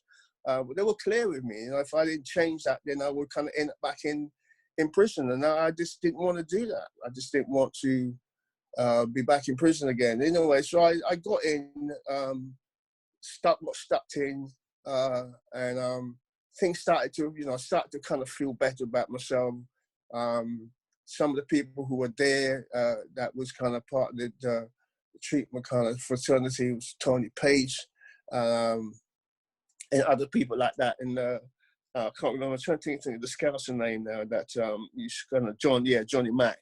And those guys were really, really, really kind, really lovely. You know, really held my hands all the way, took me through, and made me feel welcome, made me feel like, you know, made me feel loved. Because as you know, where I come from, I don't feel, you know, that's part of my kind of DNA, which is you know, feeling not loved. And you know, kind of got a lot of love and a lot of kind of support in that. And then you know, I kind of you know, I was told that if I wanted to kind of stay on this journey, because I got into the meetings and I really liked it. I know there was kind of lots of fellowship in that, and I liked that. And you know, I didn't have to, because at that time, you know, the prison was called Brownfield, and then, you know, kind of, and there was lots of kind of drugs in there, apart from the kind of, you know, little clique of us who was doing the recovery program. And yeah, and I just, you know, I just made some commitments, and then, you know, and anyway, I came out there and they kind of sent me off to do, you know, I mean, back then in the 90s, it was easy to get into a rehab. I mean, it's not so easy now, but it's quite easy. Anyway, I got sent me to this house down in Clapham, and again, that was, you know, kind of amazing. Part of the thing about that is that you had to do fellowship meetings. You have to do 2 or 3 fellowship meetings a week, and like most of the other speakers, you know, I went to meetings in Chelsea because that's where we all went to. I remember the Monday night meeting in Chelsea, you know, one opposite the Chelsea Centre, and that used to be packed. That used to be a newcomers meeting. And you know, when people talked about their clean time, I was, you know, I mean, because they used to go around and they used to say how clean it was, and, you know, and stuff like that. And it was just like, you know, kind of like just amazing. It was like, that just is never going to happen to me. I'm never going to be able to do it. I didn't, you know, I did a lot of Chelsea meetings in the early days because we all used to go to the Chelsea and then on to Mona Lisa's and then other places like that. And I never really connected to the people, but I did connect to the message. There was a lot of good messages that came from the meetings up there, but I didn't, you know, I mean, I think somebody talked about earlier, you know, people were talking about second mortgages and stuff like that. I didn't even have a bleeding place. I was in, you know, I came out of prison with a black bag, you know, with a couple of prison shirts and some kind of prison underpants and whatever else. And so I did the identification at that point, you know, and I probably was one of the only black guys that was, you know, kind of in around Chelsea at that point. This is kind of like, you know, I'm 26 years now. I think I'm 26 or 27. I can't even remember. 26 years, I think, in I know it's September. Myself and what's other? Yeah. Anyway, kind of lost the thread there, and so I made some really good friends in the fellowship then in that house, and some of the people who are still in my life now. You know, one of the guys, I mean, interestingly enough, when I was using, a lot of people that I used with, and some of the situations I got myself, and I used to think to myself, there's no way that I would really mess around with you people, you know, in any normal circumstances. And when I got into recovery, it was the same. Some of the people, you know, like the guy I shared the room with, amazing. I would never have met him anywhere else. I would not have met him like on the streets, for instance. Today, he's one of my best friends. And all the stuff that's going on at the moment, you know, yeah, no, I'm going to go into that. But he is and has been my best friend all of this time in my recovery program, and I trust him implicitly, him and others. And there was a lot of people who died on the way as well. You know, there's Phil, Nigel, you know, there's a lot of guys who was in that treatment center with me who didn't make it. He didn't stay on the journey. And the thing like Michael was saying earlier, you know, I was told if you stay in the middle, it's gonna be that kind of scenario. If you're that top, you know, if you're on the edge of a top and it's spinning, you're gonna fly off. You stay in the middle, you're gonna. And so I got that. So I stuck in the middle. I, you know, took on commitments. And the fellowship at that point, you know, it wasn't that massive. Things have developed in lots of ways, and there was most of the meeting was concentrated around Chelsea, and I'm not sure why that was. But anyway, eventually meetings started to kind of spread out. and went into different areas. And I first started to get some identification when there was a meeting called Keep Coming Back up in Harrow Road in West London. People like Anne-Marie was there, Stuart, Remy, who's now called, kind of John, who was called then, Donna, lots of other people that was there at the time. And from there, I started to connect with people. And like I said earlier, there was lots of, in Chelsea, there was a lot of the identification around people's feelings and stuff. I got that I got a lot of love over there as well. People were very kind. They were very, I remember once being in Chelsea and Westminster Hospital, a meeting in there, and I was kind of about to get up and leave, and this lady, she gave me this look to say, kind of just stay, you're going to be okay. And I'll never forget that warm, caring look that she gave me at that point, and I stayed. And I think like someone said earlier, in the early days I was just angry, and used to call me Angry Chief. I was just angry. I was angry because for lots of different reasons. I was coming my life had taken a turn for the worse. I didn't, I came from, my mother taught me morals and values. And so, it wasn't like I was born and wanted to become an addict. It just kind of happened. And so I was angry. I was angry with lots of things. I was angry about the lack of love in my life. I was angry about how, sparks was just flying out my hands. But, over the years, through listening, sharing, sponsorship, I've become much more kind of not so angry about love. The things that happens in the world now pisses me off and makes me angry. Excuse me. I feel like I'm an angry person internally as I was. Anyway, when I was in that house in Clapham, my first convention, I was only in there for about a couple of weeks, maybe a little bit more, and NA convention was in Bournemouth at that point. That big place down in Bournemouth, and I even to this day, I just was amazed about the amount of people that was there, people that getting clean, just the care, the love. I mean, I'm just really nostalgic about the whole kind of early days, really, because I love my early days. I mean, I wouldn't want to go back to the early days, but I really loved it. I really loved the early days. The whole thing about all I needed to do was to stay clean one day at a time. I didn't have to worry about rent. I didn't have to worry about, paying bills. I didn't even have a girlfriend at that point. That came a bit later, but I didn't have to worry about nothing. So it was just wonderful. So anyway, I just kept going to fellowship, kept getting fed, being looked after. One of the things that happened that when I was in that prison, just coming up by the end of my prison sentence, I had a lot of sponsors. One of the guys who come in on the H&I, I asked to sponsor me, and I started to get some home leave.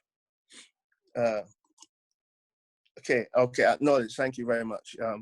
Acknowledge. I started to get some home leave, and he used to come for me on a Saturday and take me out for the day, and kind of bring me back. And one of the first things he used to always take me to, there used to be a Saturday meeting in Brixton Saturday meeting, 12:30, way before, that's like quite a long time ago. So he used to take me to the meetings, and it was just, he'd take me to the meeting, take me for something to eat, and then take me back to the prison. And it was like, I just, that kind of generosity of spirit, that kind of generosity, that kind of love, that kind of support that was offered to me in the early days. I've never received it before. I've never had that kind of, like, somebody would put themselves out, they come and pick me up from a prison gate, take me to a meeting, take me for something to eat, and not know, kind of something decent to eat, and then take me back to the jail. It was just really, really amazing. And there were lots of things that, kind of happened. I remember we used to go to the New Year's Eve dance in Conway Hall down in Holborn. I used to love that. And that's the first time I recognized and realized that actually you could actually have fun and enjoy life without the use of drugs. Because I used to, when I first cleaned up, I always thought, well, how am I going to have fun? How am I going to enjoy life? How's it going? And apart from, I mean, that's not the kind of fun I have these days. But however, that did teach me that there was, there was lots of fun to be had, and that people could have, people could party hard outside of using drugs and that. It's just been amazing. I'm just like, I'm kind of, I still do fellowship. I haven't got a commitment at the moment, but I've always had commitments. I've done the steps. I wouldn't say that I am a spiritual giant, far from it.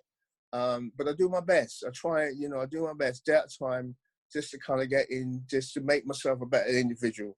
What I do recognize is that, when I don't do fellowship meetings, there's more sparks coming out my fingers than normal. When I'm connected to fellowship meetings, I'm kind of more, I engage better with the world around me, including people that is in my life.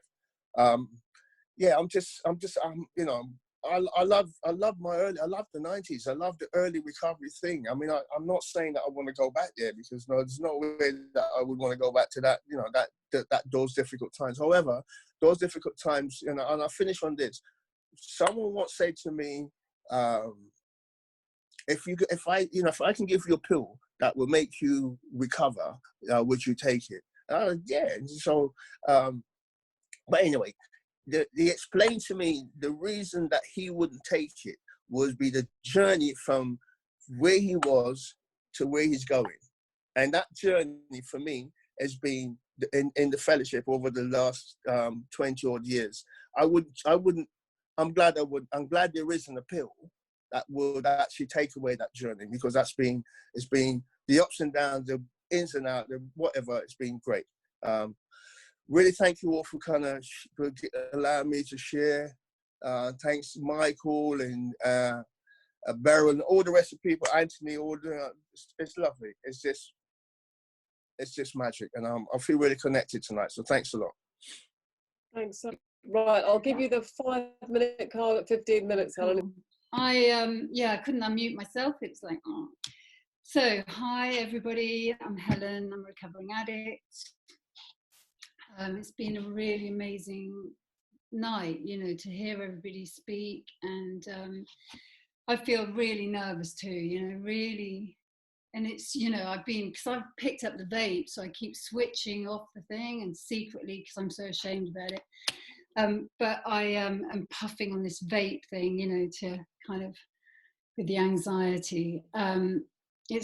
It's really amazing to see certain people, that I haven't seen for years, like James, and I've seen people like Layla quite often, but Michael, and Tor, Hervé, who else? I've just, I can see Claudia from the States, and it's funny seeing people, because you just think, oh my God, I've got a story with a mad story with everybody, and those are the memories of NA. As Kim said, there's a lot of, the slogan crazy but clean, the Talking Heads record of how did I get here, that was always ringing for me. I'm like, how the fuck did I get here? This isn't my life. It's been a journey. It's been a real journey. And I got clean, like Layla, I got clean in 86. So I was 21. And I thought, fuck this. There's no way that I'm never going to use again. What? Never again. And I just, I couldn't get my head around it. And went back out to do a bit of homework and use the things that I heard about that I hadn't used. And then came back 2 years later. I came back actually because my father died of an overdose. So I had 2 years of acting, using, and 2 years to kind of put into practice the whole powerlessness thing. And then when he died, it really showed me that we were living exactly the same lives. He was 20 years older than me, but our lives were exactly the same. We were using with the same people. He was hanging out with young kids, and you know, he was anyway, whatever. That was a shocking, you know. And I found myself, you know, when he died, sort of in his house, rooting around looking for his medication, his pills, and getting caught doing it, you know. So that was quite a shameful kind of realization for me.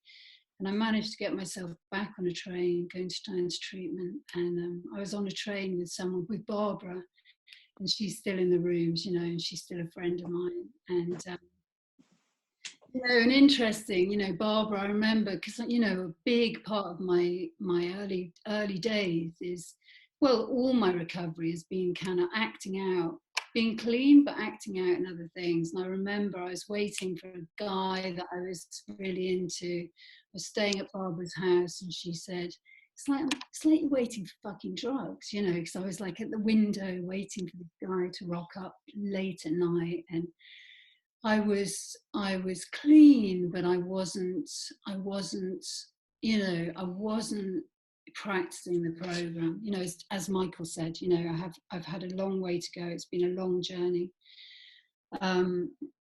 So, you know, like everybody said, you know, I really got stuck into service as well. Super scared.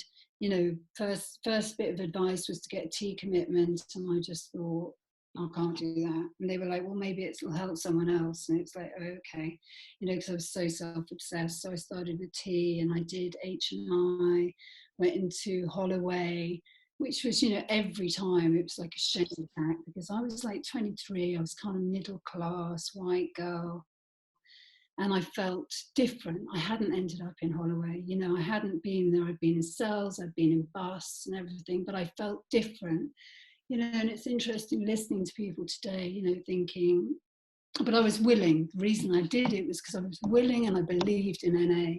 I wanted to carry the message, but I felt it was hard, you know, because I felt different. And but I did, you know, I did the service. I went into one men's prison for the lifers, you know, and they would, you know, it's 23, hard. I mean, I used for, how long did I use for? You know, 7 years. I mean, it was smack, so it was quite a hard use. But you know, going into a lifers wing and telling my story, and all they said was, if my girlfriend did that, I'd fucking kill her, you know. And it was just, it's just the willingness. I'm talking about that. I would have done anything to carry the message, and because I really believed in it, and I really, I've always really appreciated NA, and really appreciated being clean. So, you know, conventions were mad, you know, chewing gum, adrenaline, you know, dressing. I mean, I was, so I came in clean, and then I put on so much weight you know, I came in and I was buying kids' clothes because I was so thin. I had to sit on my hands because it was uncomfortable to sit down because I was so skinny from using. And, you know, my using was in Euston Station. The dealer was around the corner, and then I'd sit and drink Tennants with the old boys outside the station. There was nothing glamorous. And I had a nice flat, you know, I had a flat, but there was nothing in it. There was a camp bed and, you know, nothing in it. I didn't need anything except the drugs. And so lost the thread. So anyway, got clean so September the 11th, which is a symbolic date for lots of people, but I got clean September the 11th in 89. And yeah, that's what I was going to say, is that I stopped using, but I put on a lot of weight, and I was just on it. Exercise, like obsessional exercise, major objectification of myself. And all the NA boys were kind of hovering around, you know, so I did a lot of acting out. I was bouncing from one you know, thing from one relationship, not even a relationship, but one scenario to another with people. And you know, like I said, doing loads of service as well. But you know, now I see it that I was the only one missing from my life, you know. So I was doing loads of stuff, but I didn't really connect to myself. And I actually phoned my sponsor today, and I was just like, oh, I'm really, really nervous. And she was just like, well, it sounds like you think you haven't done it, you don't recovery right. There is no right way. It's just your journey. It's just your experience. And so, you know, and as she says to me, you know, you've had a lot of trauma, you know, you grew up with a lot of trauma, and you haven't, you know, you've minimized it, you haven't acknowledged it. Now in my recovery, you know, I've got my nephew's psychotic. Had him at my house, you know, arriving with a hammer in a psychotic episode.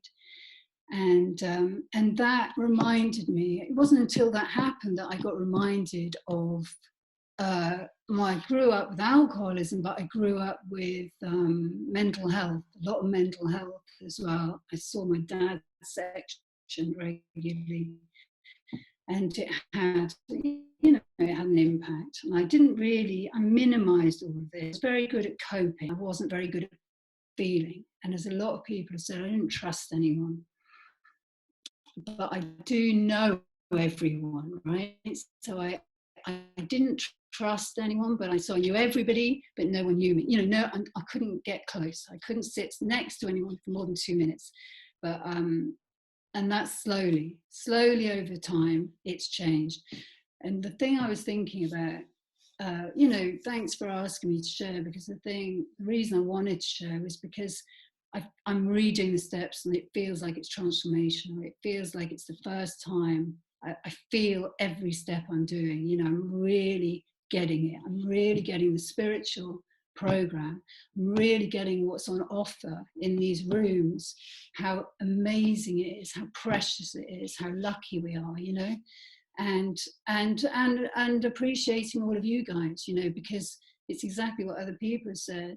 I couldn't love, you know, we love people until they love themselves. And it's so true. It's so true. It's always there.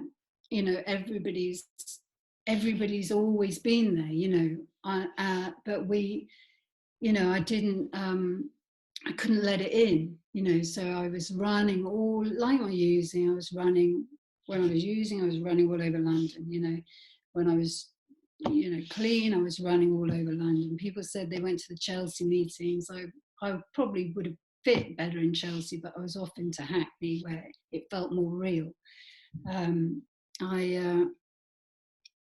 So what else to say? You know, it's been, you know, I remember all the Camden meetings. I remember the Chelsea meetings, you know, going to the barn with Mona Lisa, you know, we were really willing, Gervais, you know, Grateful Robert, Scotty, you know, Charlie, all these amazing people, you know, that have, Gervais I really want to talk about, because he's, you know, one of those legends. Paul Gills too, you know, another legend in recovery, who just gave so much to people. And they were really incredible people, you know. Gervais, you know, took me and let me stay in his place in South France. I went there with my kids.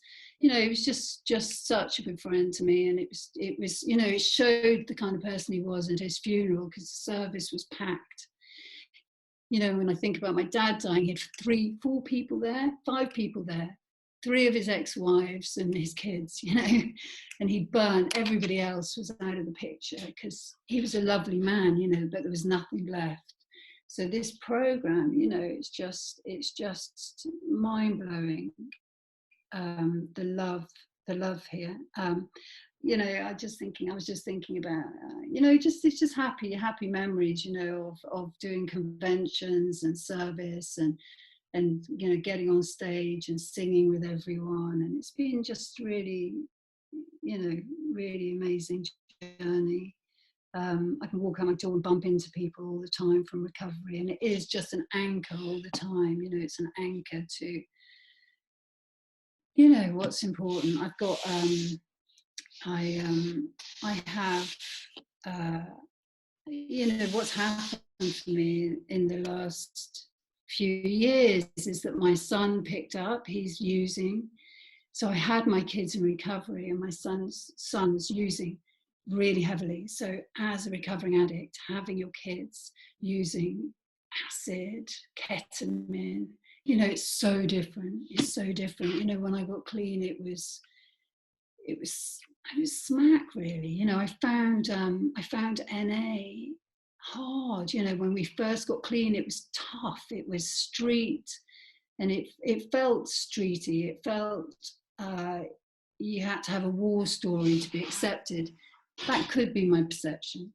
You know, it could be another thing that wasn't real.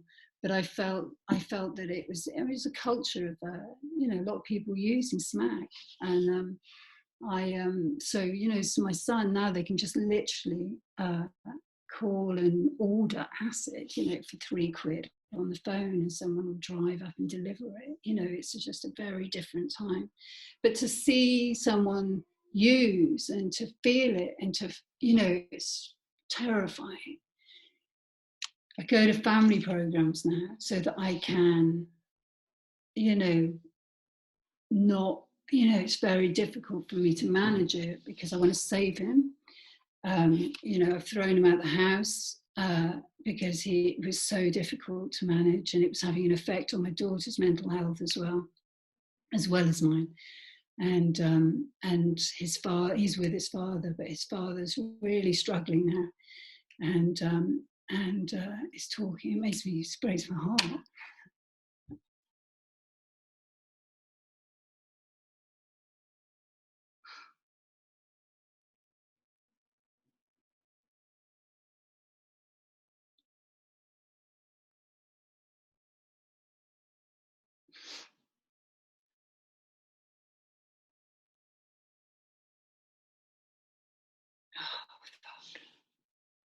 You know, so his dad talks about, his dad's, you know, he's only had him for a few months, and he's talking, he's on anti-anxiety, and he's scared he's going to lose his job, you know. You know, so what's going to happen next, I have no idea.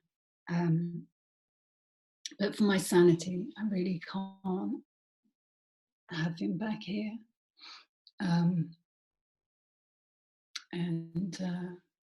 And so it goes, you know.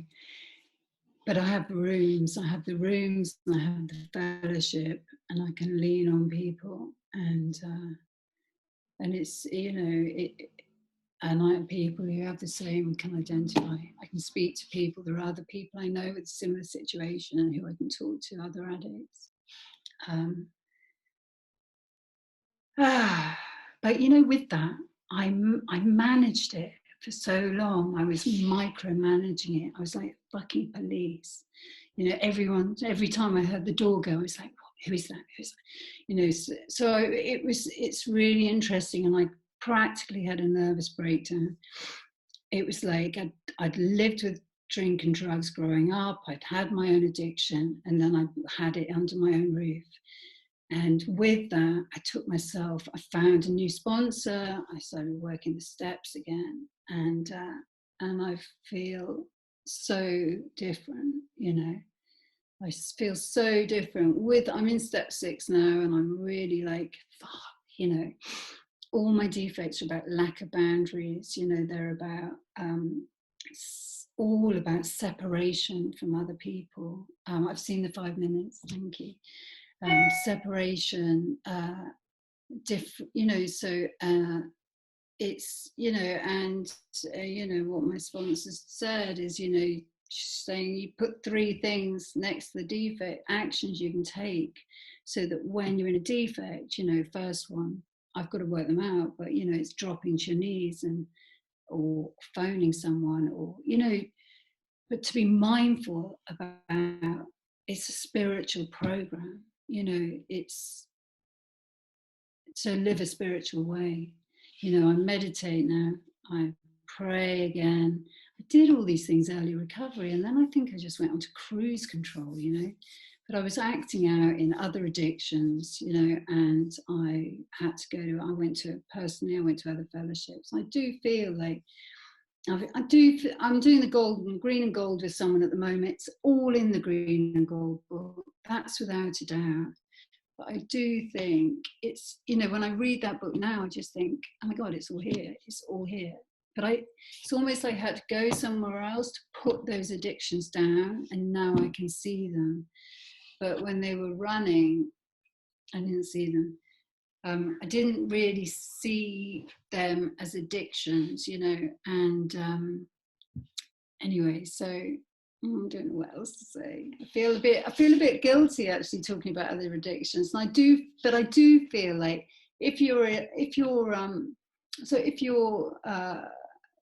you know, so you can't, if you're an addict, you can't go to OA, right? You're going to sit, you might hear someone talk about drugs, but you're not going to hear many people talk about drugs. So I just think, go to the fellowship where you're acting out, you know. So I do other fellowships, and I'm not going to name them, but NA is my actual, you know, the mothership for me. I am without a doubt addict through and through with everything, and I've stopped running. It's taken a long time, but I've stopped running, and I so appreciate. I mean, this fellowship's just incredible, and I just looking at everyone, thinking everyone's a fucking hero on here, really. You know, it's a journey and a half, and we're in it. So I'm going to leave it there. Thanks so much for asking me. Thank you, Helen. Thank you. Thank you.